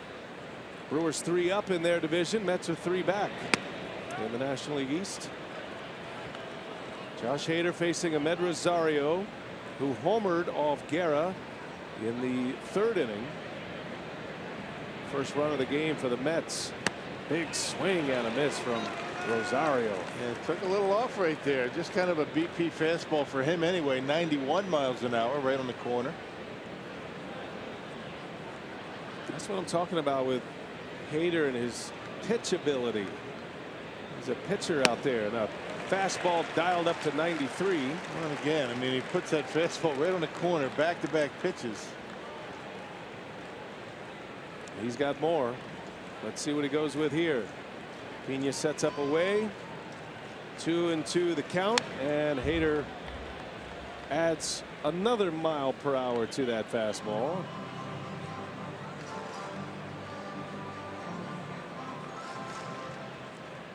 Burst onto the scene last year for the Brewers, pitching in relief. When he first came up last year, the talk was he'd be a reliever the rest of this year, and then he'd be a starter for the season next season. There's a swing and a miss. A strikeout for Hader. Went back to the fastball, and 1 man gone in the 8th. Yep, everything away. Then with 2 strikes on the 2-2 pitch, comes inside, and Rosario just can't catch up to it. That's just good pitching. Good job by Manny Pena to set up that pitch.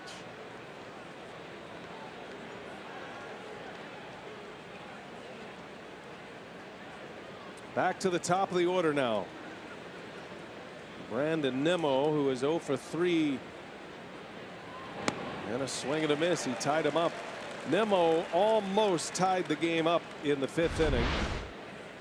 It's in our cricket smile. And how about that play by Santana in foul territory? I thought the ball was gone when it left the bat, but Santana stuck with it and made the catch. Not a lot of room down there, and nice catch by Domingo. Needed every bit of that height and long arms to make that catch.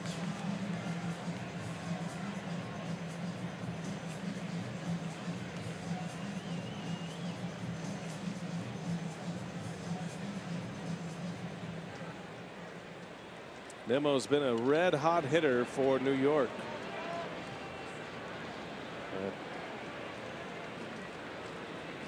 Two doubles and a triple yesterday and a single. 4-hit game. His first career 4-hit game in the big leagues.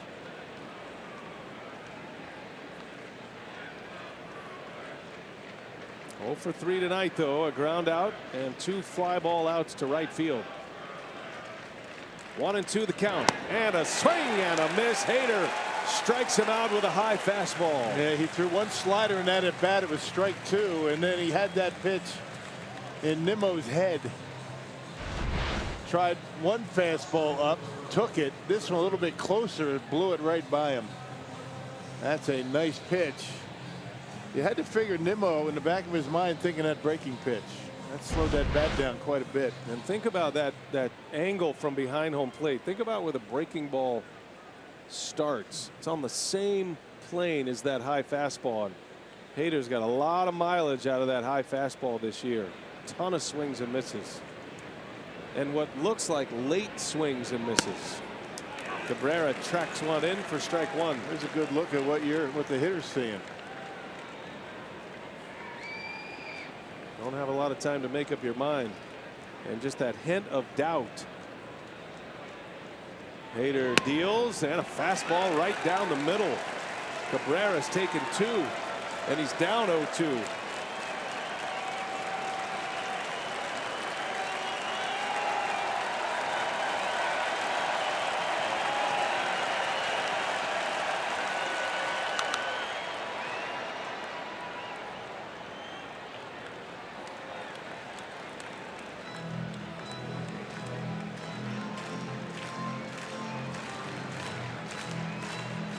With Adrian Hauser arriving to the Brewers, 3 of the 4 that came to Milwaukee in that trade for Carlos Gomez and Mike Fiers are here.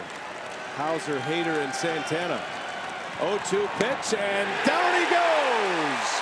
Hader strikes out Cabrera. Strikes out the side in the 8th.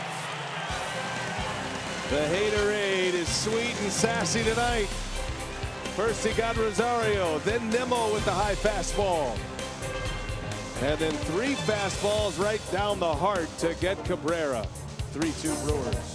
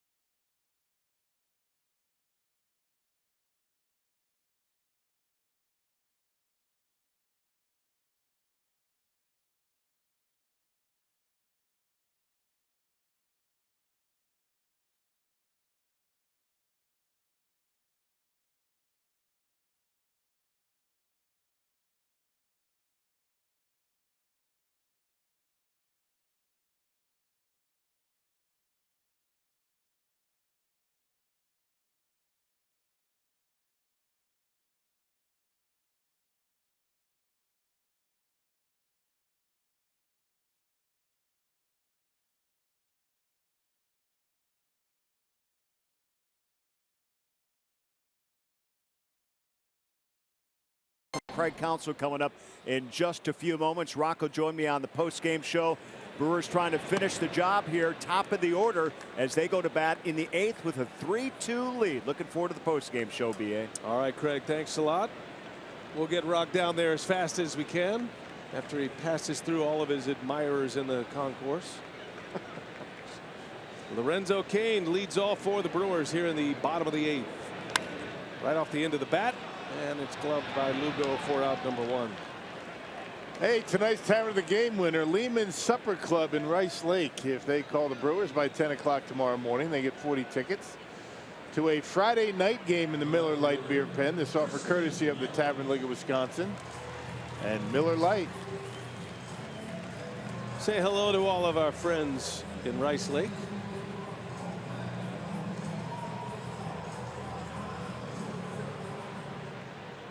One away for Christian Yelich.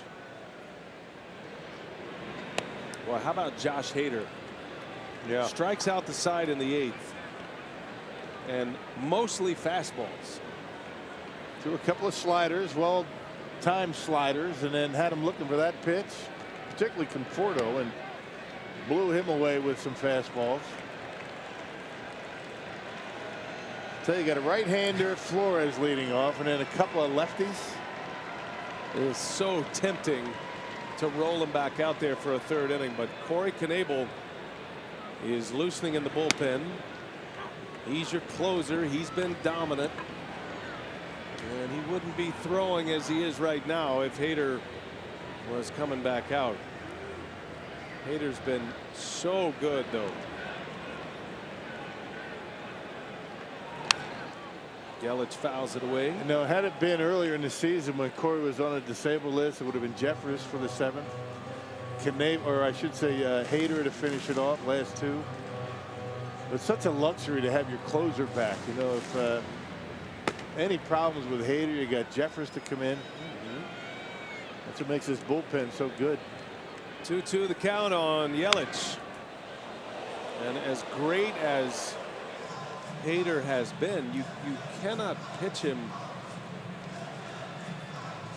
in so many innings in so many days, right? He's had a nice break. Typically when he goes 2 innings, he'll get 2 days off. And it's still early in the season. We haven't even hit the month of June yet. Yeah, maybe later on, right? Yeah, you get into September and you're in a pennant race, all bets off the table at that point. But that's the benefit of having a guy like Knebel, who made the All-Star team last year. And Hader at 31 pitches, so that's going to be probably it for him. And then maybe see him again on Sunday. And if you can get to the finish line as you're planning with Knebel, then you've still got Albers and Jeffress ready to roll tomorrow. I mean, that's the thing about the structure of the bullpen right now. Yeah. Everybody's pitching so well that you essentially have 2 groups down there. Kind of a leapfrog effect.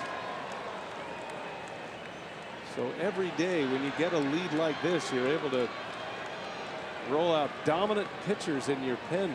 If one's not available, the other is, and they've been just as good. Yeah. 3-2 to Yelich. And a called strike 3. Lugo with a punch out for the 2nd out of the inning. That's his 3rd strikeout. Dealing as well. Josh Hader is in our Badger Mutual Insurance plays of the game. We'll call them pitches of the game. And just raring back and firing away to strike out the side in the 8th inning. They have a good location. Real good location. Started his first hitter out in the 8th with a 2-0 count, then dotted the eye on the outside corner. Ended up coming back to strike him out.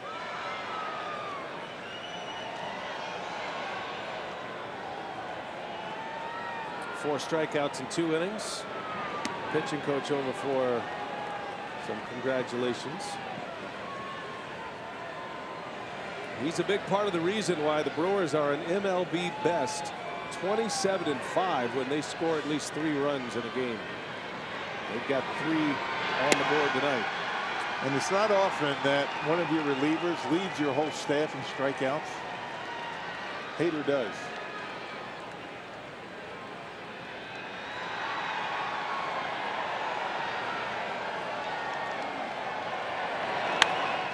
Aguilar lines one to right, slicing, foul.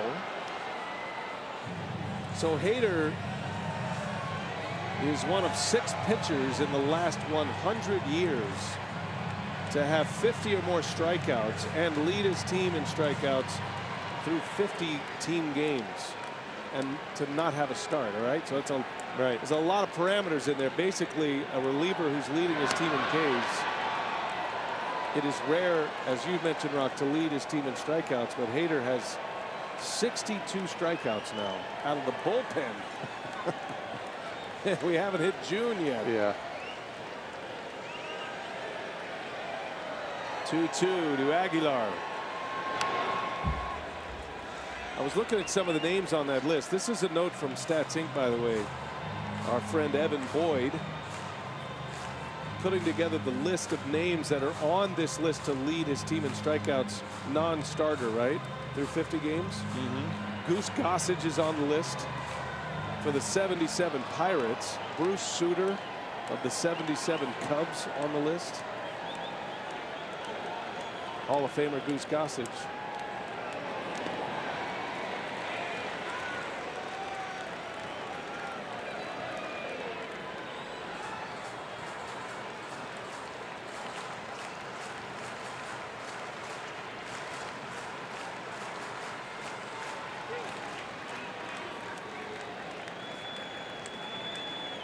Two outs in the Brewers' 8th. Aguilar in a 3-2 count. And a ground ball to third.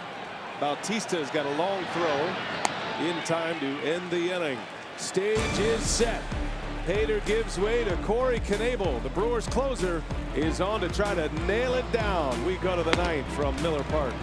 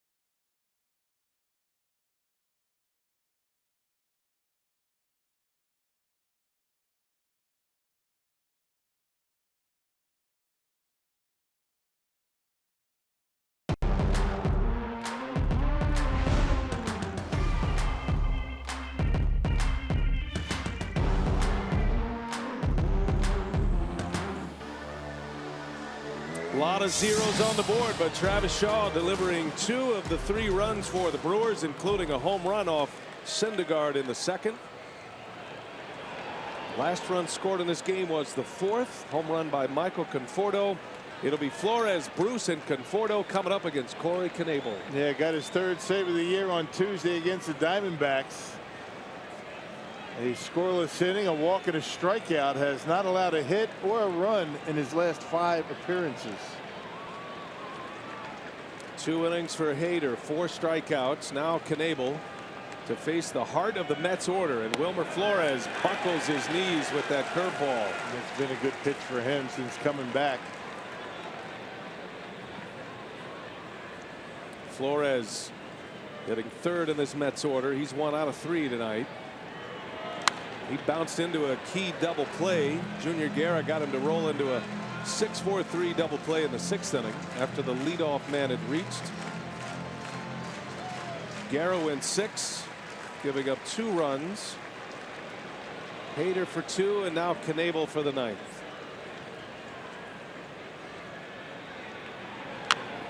Little tapper. Pena jumps on it, and it's a fair ball, and it's an out. Pena gets it before it goes foul, and able to tag Flores right in front of home plate. Well, if it lands on the plate, it's a fair ball. Now check it out. There it is. Is it on the plate? It can be on the plate as long as Pena touches it in fair territory. He tags them all at the same time, and they get the out. Not reviewable. Check out Manny. Just jumps all over it. That baseball right on top of the plate, and it's an out. That's well done. That's quick. It's a great move by the Brewer catcher, understanding the scene there and jumping on that baseball quickly. It was close, but home plate umpire Mike McClinsky was right on top of it. First out of the inning. Here's Knebel now. A curveball missing. Check it, a fastball missing to Jay Bruce.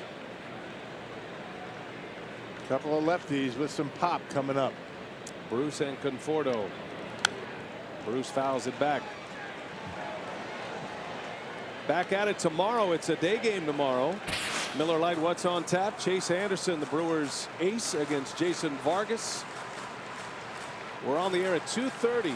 First pitch at 3:10. Game 3 of the 4-game series.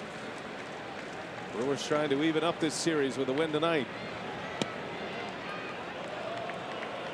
As you want to be careful, that fastball down like that. Jay Bruce, Conforto like the ball down.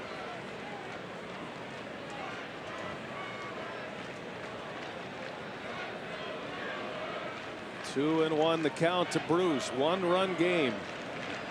And Bruce a swing and a miss. Whoa, what a curveball that was. 2-1 curveball in this situation. Boy, what a difference maker that is when he's throwing it for strikes. Wow. Well, you knew Jay Bruce was just sitting all over a fastball. It's a 16-mile-an-hour variation from fastball to curveball. Almost impossible to cover as a hitter. 2-2 the count. Knebel deals.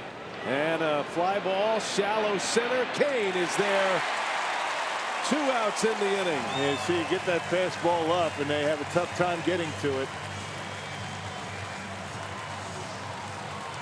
Manning wanted it up. He had the target up there. Knebel gave it to him. You can see Bruce jams himself.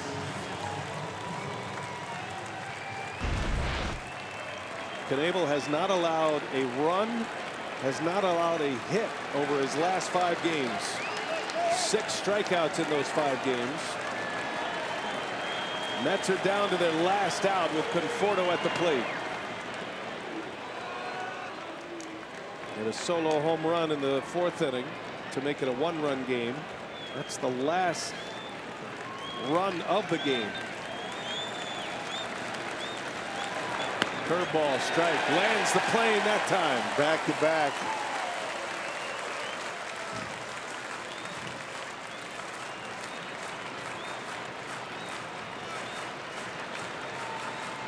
Crowd just shy of 30,000 tonight on a Friday night. And a high fastball misses. 2-1.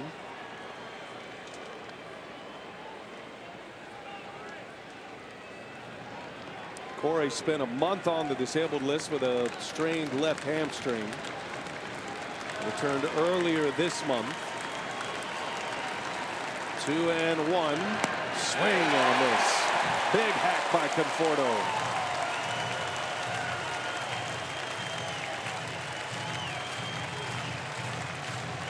Knebel a strike away.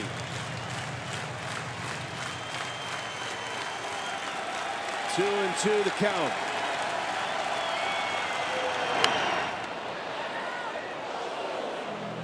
And by the way, Rock, just for housekeeping here, we have been told that the out on Wilmer Flores was officially scored as batter interference on Flores.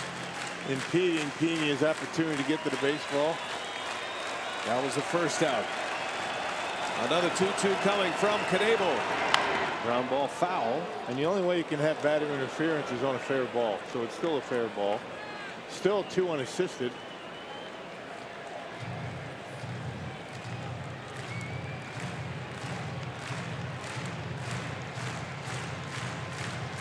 And not reviewable. Right. Which explains it all. Conforto is one of the Mets hitters that can get to a big fastball. No question. See what Knebel has in mind. 3-2 Brewers in the ninth. 2 outs. 2-2 pitch. And a curveball misses low. Yeah, good spot for that.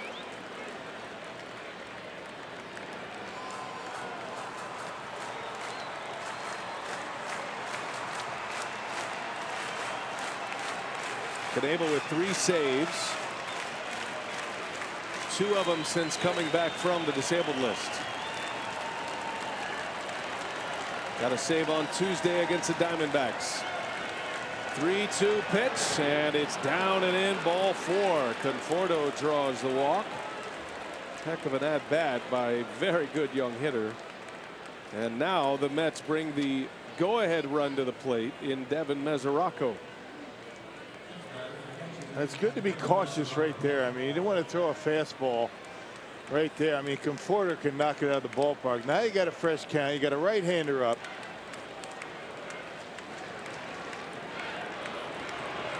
Devin Mesoraco, a former all-star catcher with the Reds. Still have to be careful. He's got a quick bat.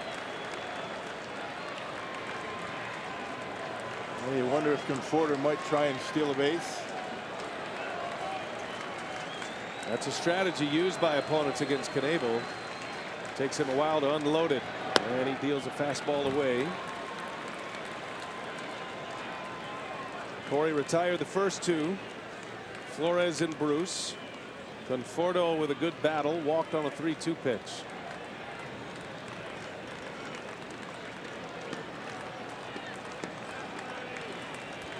Mesoraco in his 12th game as a Met. Missed badly. 2-0.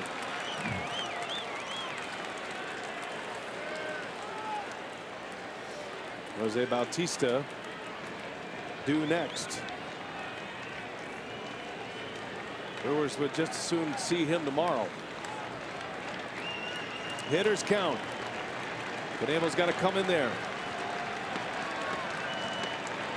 And he threw a curveball that misses. Now it's 3-0 on Mesoraco. Wow, interesting pitch. Well, he's been throwing that pitch for strikes. 2-0, he missed. Well, you figure Mesoraco is going to be swinging here 3-0 if he likes it. And you know he's going to get a fastball.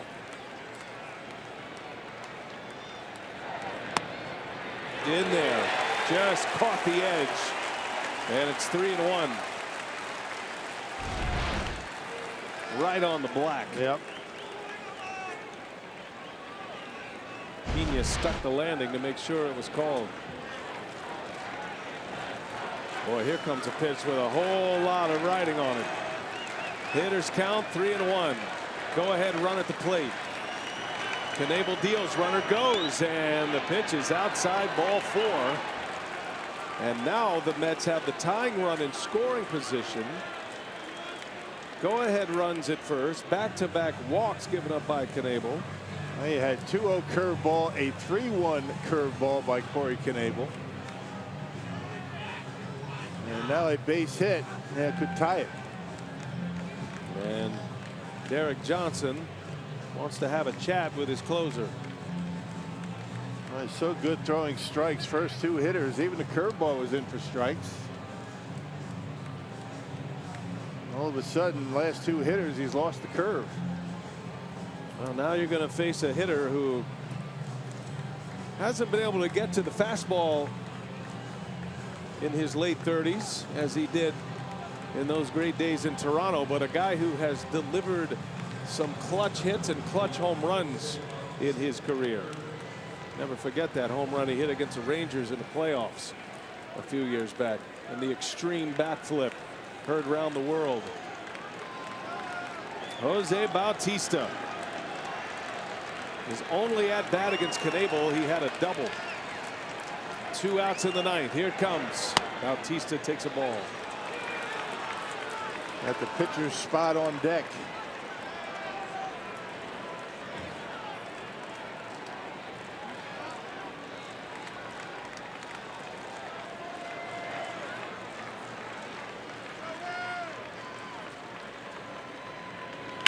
Shot through, base hit. Up with it, Yelich. Conforto's coming home. The throw to the plate, and the Mets have tied it. Jose Bautista delivers in the clutch. 3-3 game in the 9th. Yeah, it looked like a curveball that stayed up in the strike zone. Wow, 2 outs, nobody on. He throws the curveball. Watch it, it stays up. And Bautista able to hit it hard in the left. One of those base on balls, then a hanging curveball, and we're all tied at 3.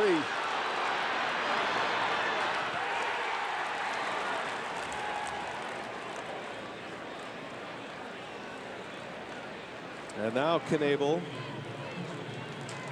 trying to keep it that way with the pinch hitter Luis Guillorme coming up. 2 on, 2 out. Guillorme off the bench for the Mets. And Knebel suddenly has lost the strike zone. 2 out rally by New York. Taking Syndergaard off the hook.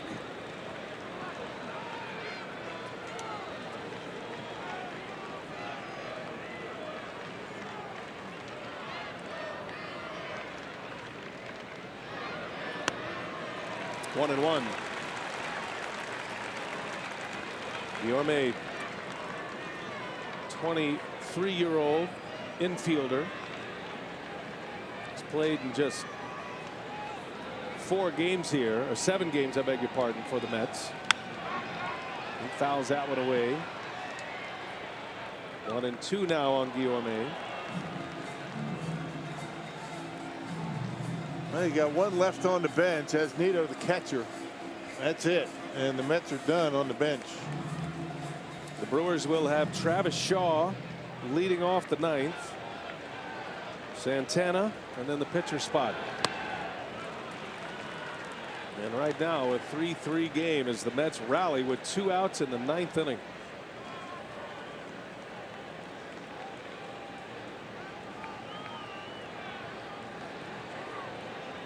Pena trying to calm Knebel down, slow him down. 2 and 2. And he missed badly. 3 and 2 the count. The runners will get a head start. And with a slow runner at second base, that is in the Mets' advantage. Yeah, that's a big deal. Mesoraco very slow, but with the 3-2 outs, the 3-2 count with 2 outs, he'll be able to score on a single.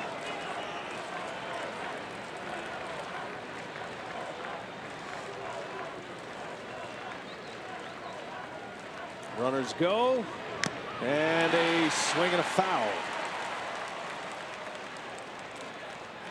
Guillorme stays alive. Predominantly going fastball now. It's a tie game. And Manny gets that one right off the heel of the glove. Guillorme has 4 hits for the Mets this year.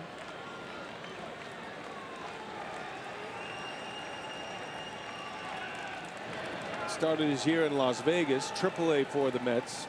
A good hitter down there. He was a .300 hitter in AAA.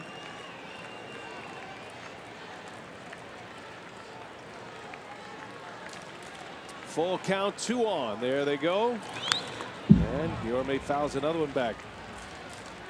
Hanging tough.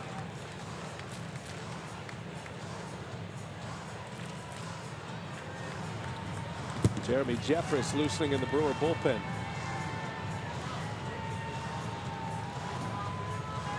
Brewers were a strike away with 2 outs from putting this one to bed. But the Mets rally. Now Knebel trying to get it over with. And a swing and a fly ball down the left field line, foul.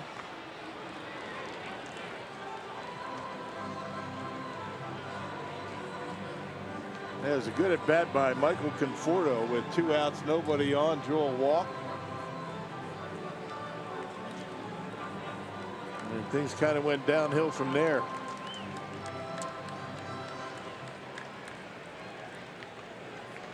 High pitch count for Knebel in this 9th inning. Pitch number 32 coming. 9th pitch of the at bat, and it's another foul.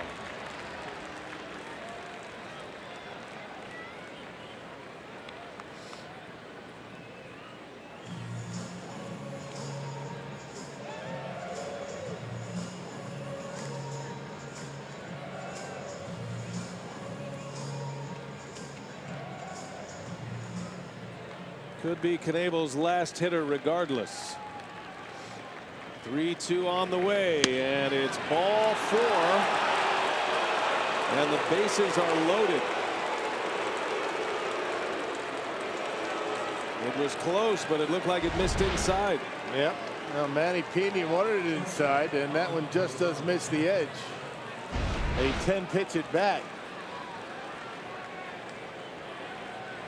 Counsell in a debate, and he is going to make the move here. He's going to have to make a double switch. The pitcher spot is due up 3rd, and you hate having to take your closer out, but it's a blown save for Corey Knebel.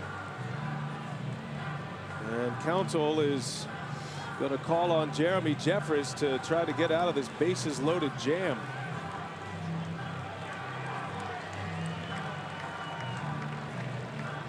Of course, he's used to that. He's been in these spots a lot this year. He's come in on a number of occasions with men all over the bases. So Counsell will make the move. Great start to the inning for Knebel, just couldn't finish it. 3 walks and a hit. Bautista ties it. All even at 3. Will set up the pitching change right after this.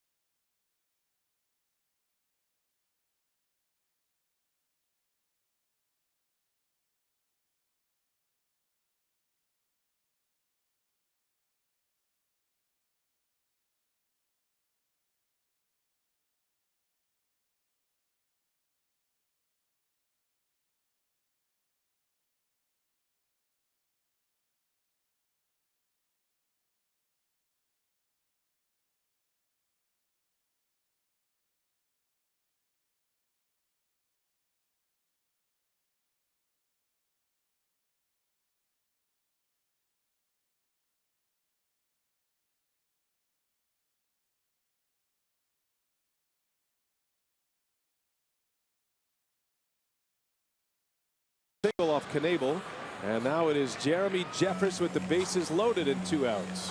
Yeah, only 2 of 17 inherited runners have scored with Jeremy on the mound. That's pretty good. Last pitched on Monday against the Diamondbacks, a scoreless inning. Has gone unscored upon in his last 21 appearances. Oh, needs to add 1 more to that one, doesn't he? Yeah. Ryan Braun comes in on the double switch. That'll mean Braun hits 3rd if that spot comes up in the 9th. Could set up for some dramatics. And it's going to be a last at-bat win for someone here tonight now. 2 outs. Ahmed Rosario at the plate. And he takes a ball high. Rosario homered in the 3rd. First Mets run. He has struck out twice since. Mets have Mesoraco at 3rd. Bautista at 2nd with Guillorme at 1st. And a wave and a miss and a terrific play back there by Pena. Yeah. To prevent the go-ahead run from scoring. Yeah, big curveball. Watch it. You got the curveball in the dirt, but Pena able to keep it in front of him. Keep that glove down. How about that number? He's trying to add 3 more to this list. 15 of 17 stranded. Remarkable percentage when you consider he comes into so many games with the bases loaded or runners at second and third. On the ground to short. Saladino goes to second. The out is recorded. And you can add 3 more to that list for Jeffress. The Brewers give up a run, but we're headed to the bottom of the 9th. The Brewers thinking walk-off tonight against the Mets. Shaw, Santana, and Braun coming up.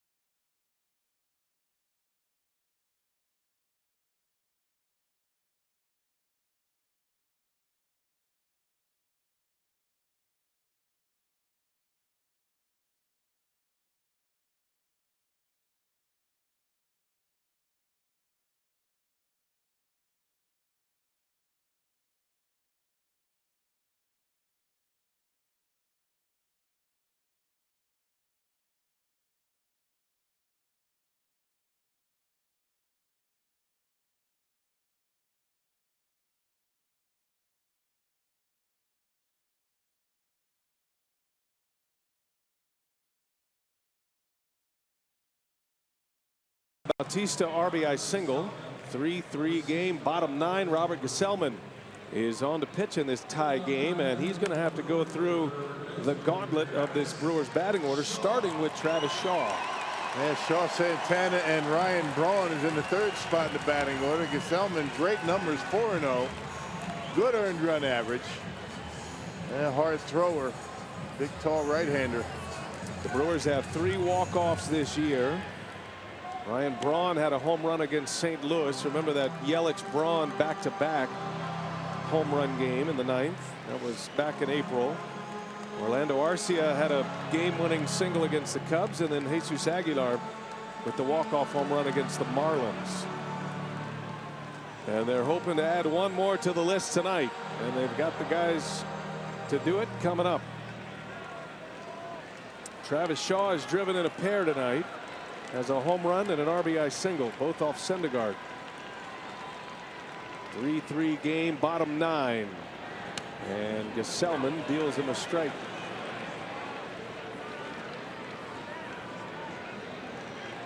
Shaw got the scoring started tonight with a home run off Syndergaard. That was in the 2nd inning.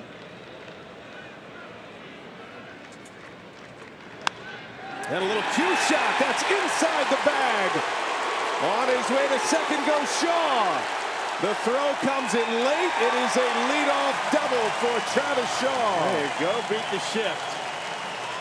His 3rd hit tonight.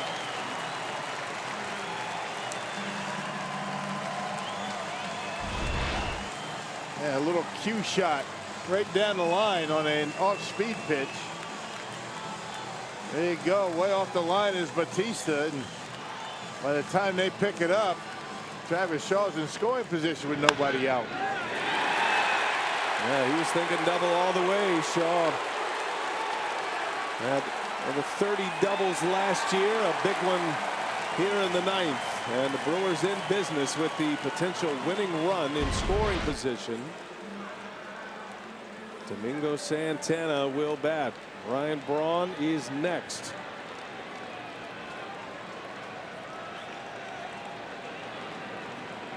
Santana loves that first pitch. And he lays off one for a strike. Gesellman with a fastball. Gesellman has an excellent changeup. Has 4 wins this year. He's tied for the major league lead among relievers. He has logged a ton of innings this season for the Mets. 3rd in the majors in innings pitched for relievers this year. Over 30. 1 ball, 1 strike on Santana. Inside. 2-1. Outfield not that deep for Domingo. They're looking to try and maybe make a play at Shaw at home plate. Shaw does not run well. Best arm in the outfield is in right field with Bruce. And missing inside again. 3 balls and a strike on Santana.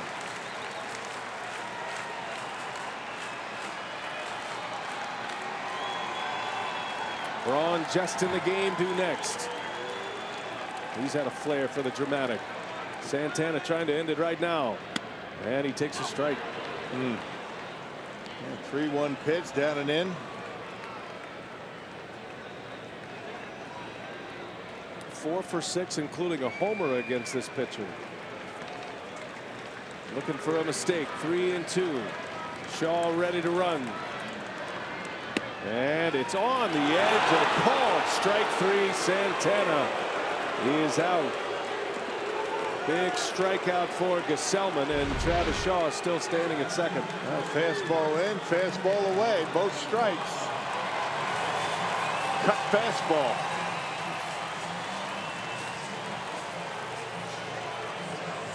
They will walk Ryan Braun intentionally.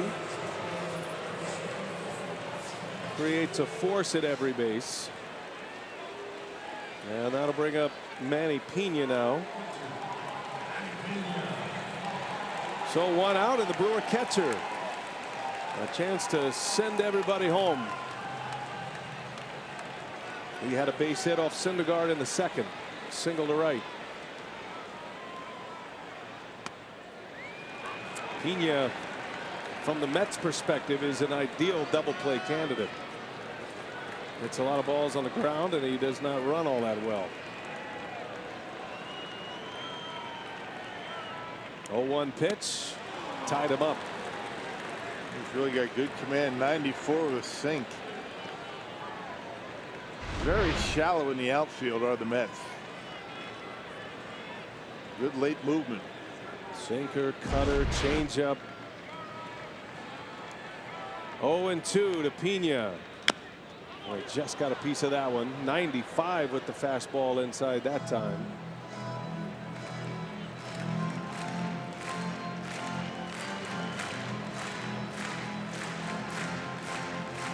Gesellman has allowed just 1 run over his last 12 innings. He's been as automatic as Hader. Another 0-2. And Pena lines one to left. It is caught by Nimmo. Shaw's going to be doubled up. And the inning is over. Base running mistake by Shaw. And the Brewers let a golden opportunity get away. We head to extra innings. Mets are coming up, tied at 3.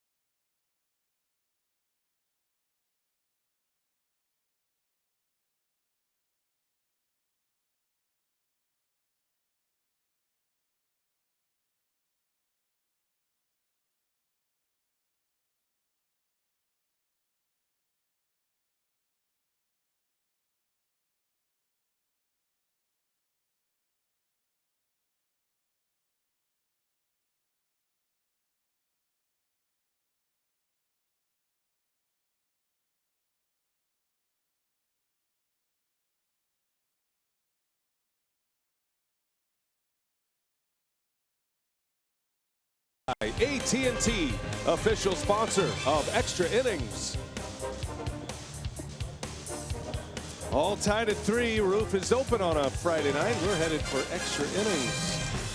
Well, Travis Shaw, I don't think he lost track of the outs. I think he just thought this was going to be a hit, and he needed to get on his horse. Well, if that was going to be a hit in the gap, he was going to be able to crawl home literally, but just a base running mistake. And we're still tied here in the 10th. Shaw double to start the inning, double play to end the inning. 7-4 on that put out to end it. Well, Pena squared it up too. Yeah. Tough break for him. Yeah. I mean, the outfield was shallow and those gaps are wide open, but unfortunately right at Nimmo. Nimmo leading off this 10th inning for the Mets. Jeffress continues. He got the final out of the 9th. Corey Knebel with the blown save tonight. Had 3 walks and a hit, all coming with 2 outs. 4 straight base runners for the Mets, and the big hit was Jose Bautista's game-tying RBI single.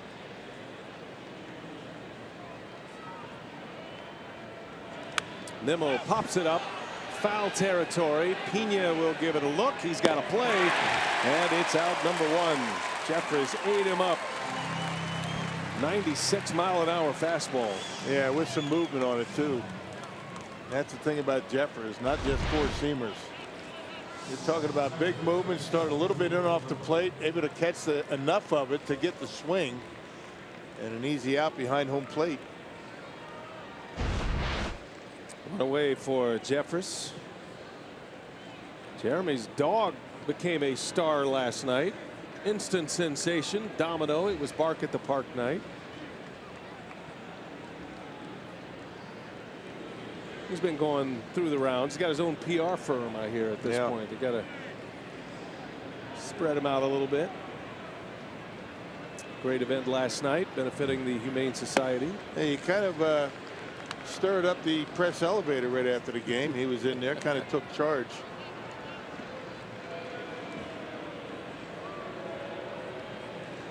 Jeremy facing Asdrubal Cabrera, switch hitter. 2 hits tonight.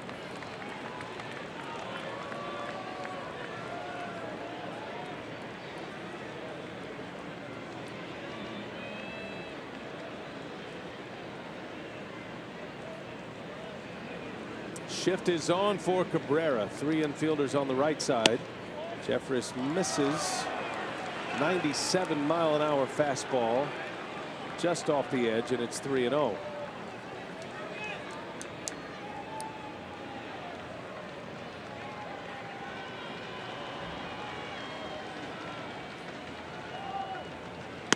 There's a strike. Some guys just don't like to swing 3-0. That was a pretty good pitch to swing at.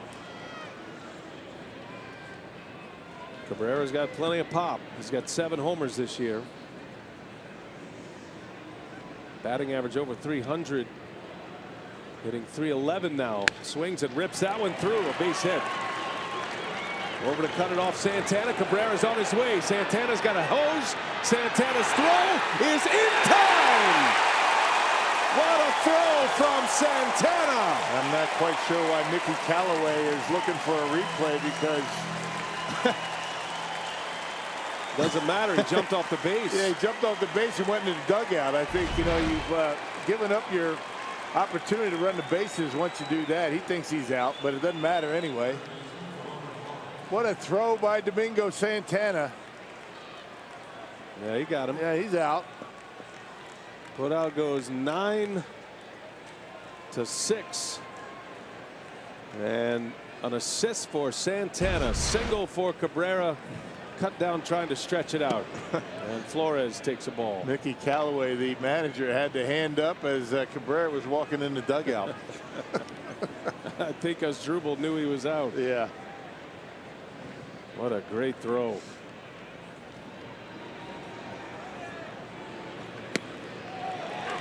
A strike on Flores. 1 ball, 1 strike. Looking ahead to the Brewer bottom of the 10th inning. Tyler Saladino to lead off. Sogard to follow, and then to the top of the order, Lorenzo Cain. 8, 9, and 1 as Flores takes strike 2.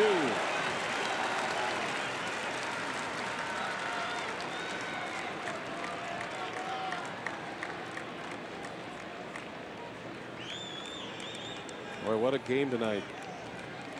Well pitched, timely hits. Yeah. Good defense. Jeffress trying to get it to the bottom of the inning, tied at 3. Flores able to lay off, and it's 2-2. It's kind of par for the course for the Brewers this year, right? I mean, close games, 1-run, 2-run games. Been a lot of them. Syndergaard started for the Mets, Guerra for the Brewers. Neither will factor in the decision.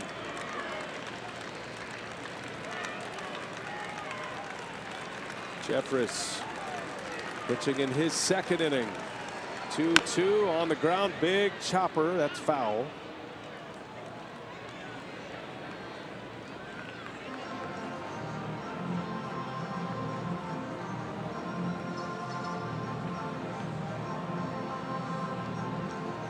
The Brewers are 3-1 in extra inning games this year. Started the first day of the season. They won an extra inning game against San Diego. 1-12. Orlando Arcia had the go-ahead RBI in that one.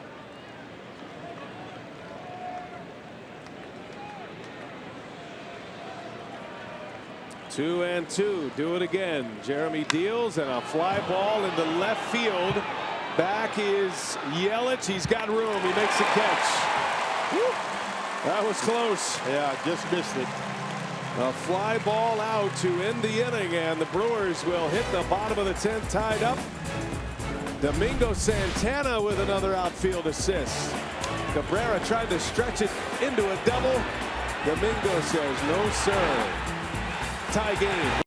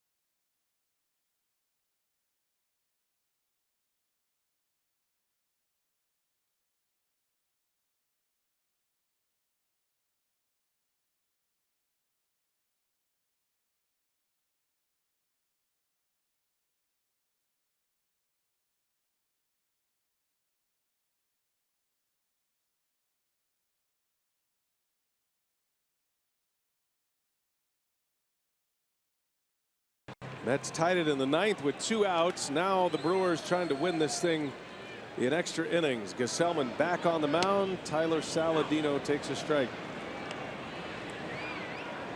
Orlando Arcia sent to AAA before the game today. Saladino takes over as the starting shortstop. Fly ball right field, slicing. Bruce down near the wall and in foul territory makes a catch for out number 1. There've been a couple down in that corner tonight. Yeah, Jay Bruce, no problem before he hits the padding and the window. Saying hello to the Brewers ground crew. Here's Eric Sogard now. His second plate appearance. He struck out in the 7th.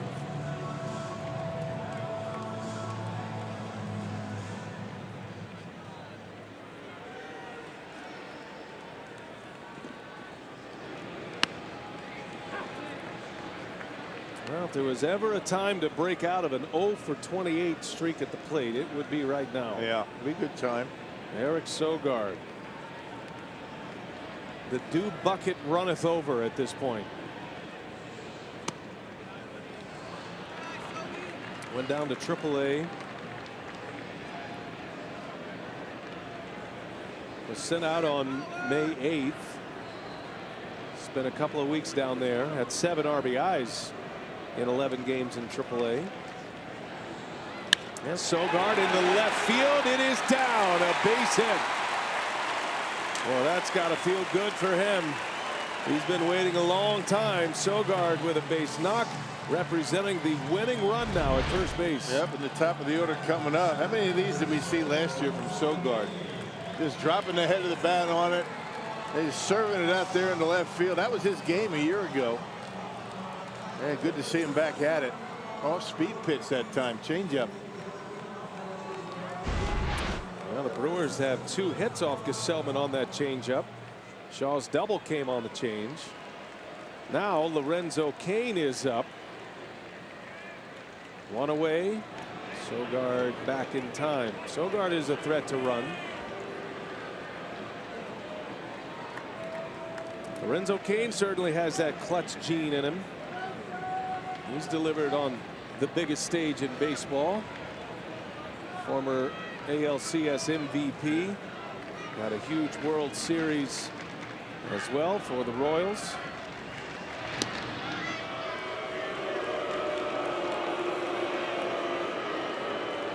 I guess the Mets are thinking Sogard might want to try and steal a base. Not so sure about that.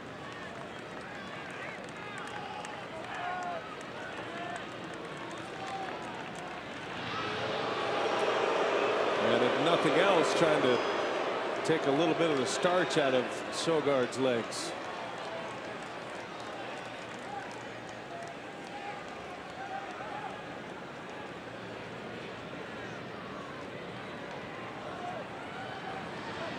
A 3-3 game, bottom of the 10th inning. And Lorenzo Cain to center field. Back is Conforto at the track. He makes the catch. Sogard's got to scamper back to first. And he's back in time. Boy, Lorenzo just missed it on the bat. Yeah, he just got it down in the trademark enough to keep it in the ballpark. Just a near miss.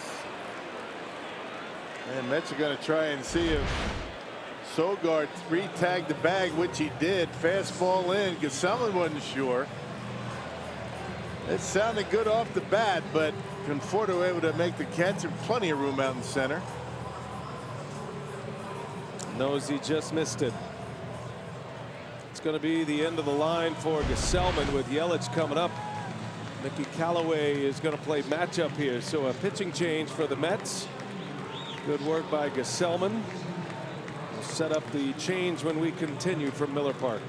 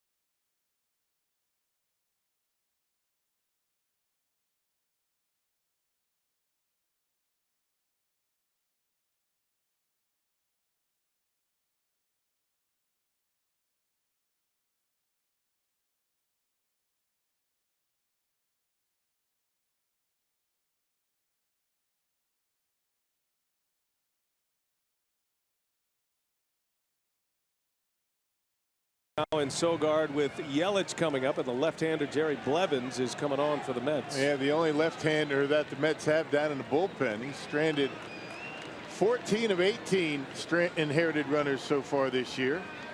Left-hander is hitting him pretty well though this year. 540 earned run average.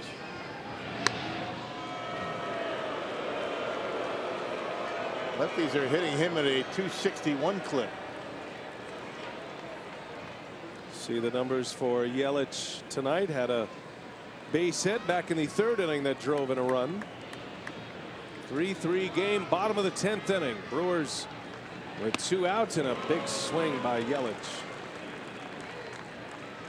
The splits for Yelich so far this year: left-handed hitter, hitting .245, holding his own against left-handed pitching.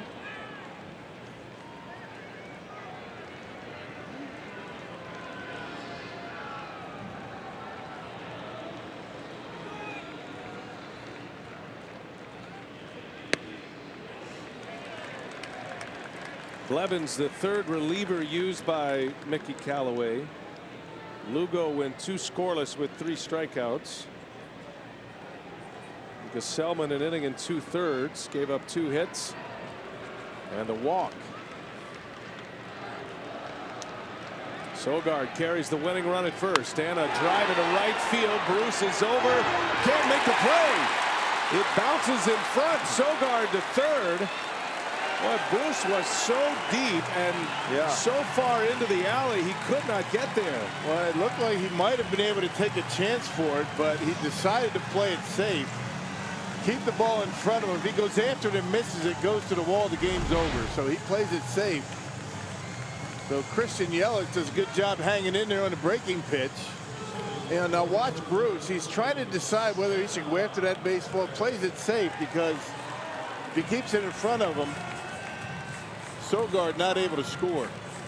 Well, suddenly the Brewers with another great opportunity here. Pinch hitter is going to be Hernan Perez, and as that hitter is announced, Callaway will make the change. Blevins is out, and Mickey Callaway is going to bring on A.J. Ramos. Will set up the matchup. 2 outs in the bottom of the 10th.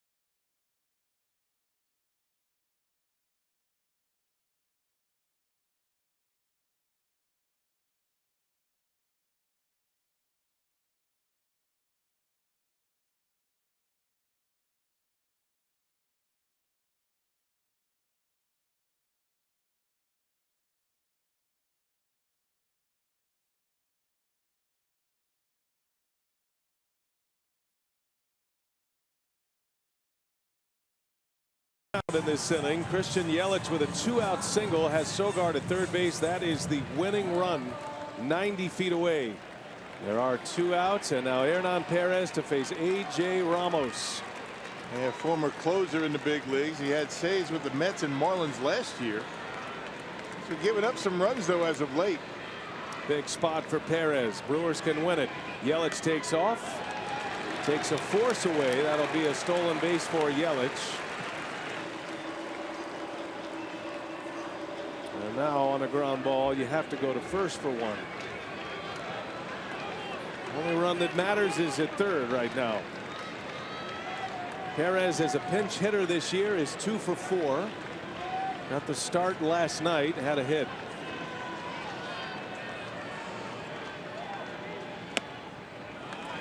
2-0. Yeah, Ramos with a lot of breaking pitches, likes that slider. And if you're Eric Sogard, you get a big secondary lead down there. If he bounces one, go. Ramos has just one wild pitch this season. Sogard will be ready to run. Perez trying to end it right here. 3-3 game, bottom 10. Perez takes a ball. 3-0 the count. Travis Shaw is coming up next, which might influence the decision for Perez to swing 3-0 or not. Most likely not.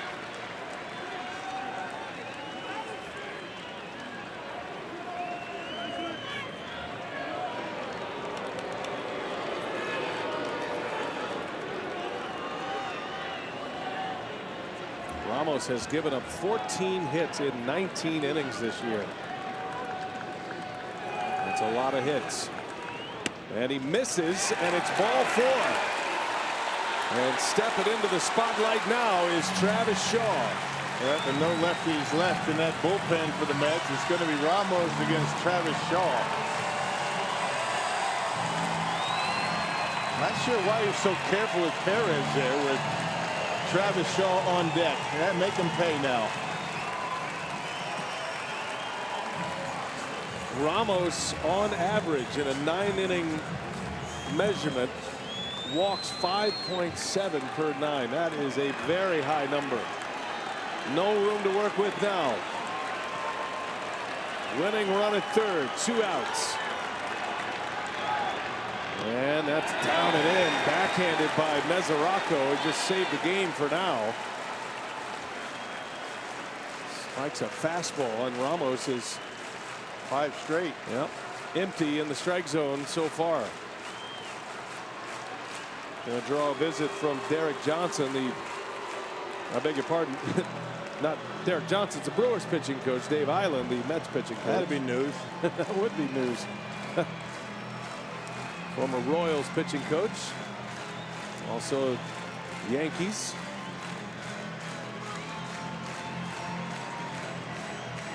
Can't think of a better guy to have at the plate right now if you're the Brewers. That's your run producer right there. He's having a good night. Brewers' top RBI man.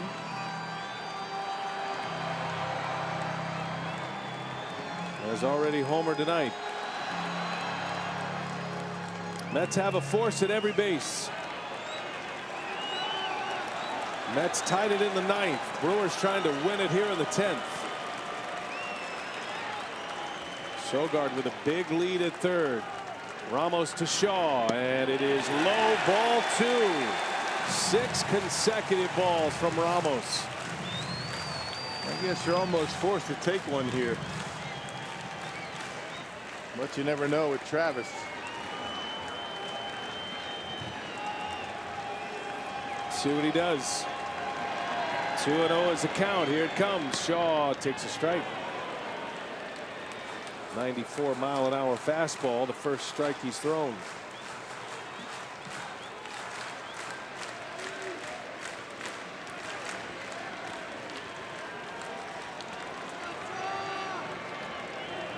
Ready for a 2-1. And Shaw takes ball 3. Good patience up there. Brewers have 3 walk-offs this year. Shaw trying to add his name to the list. Hitters count. 3-1. Here it comes. And it is ball 4. And the game is over on a walk. Sogard scores an RBI the easy way for Shaw. And the Brewers win 4-3. He throws 1 strike. Wow. Amazing. That's showing good patience there on Perez, Travis Shaw. And the Brewers walk away with one here tonight.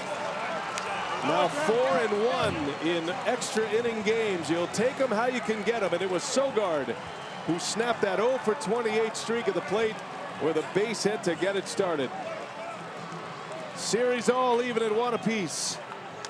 A walk-off walk, Craig Kashawn. That'll set you up for Brewers Live. I may call that a walk-in. I like that tonight, too. Like the victory, that's what we're talking about. It took a while, but the Brewers get it. We'll get some post-game reaction. Sophia's getting set for that here from Craig Counsell. Get you up for Saturday's clash when we come back.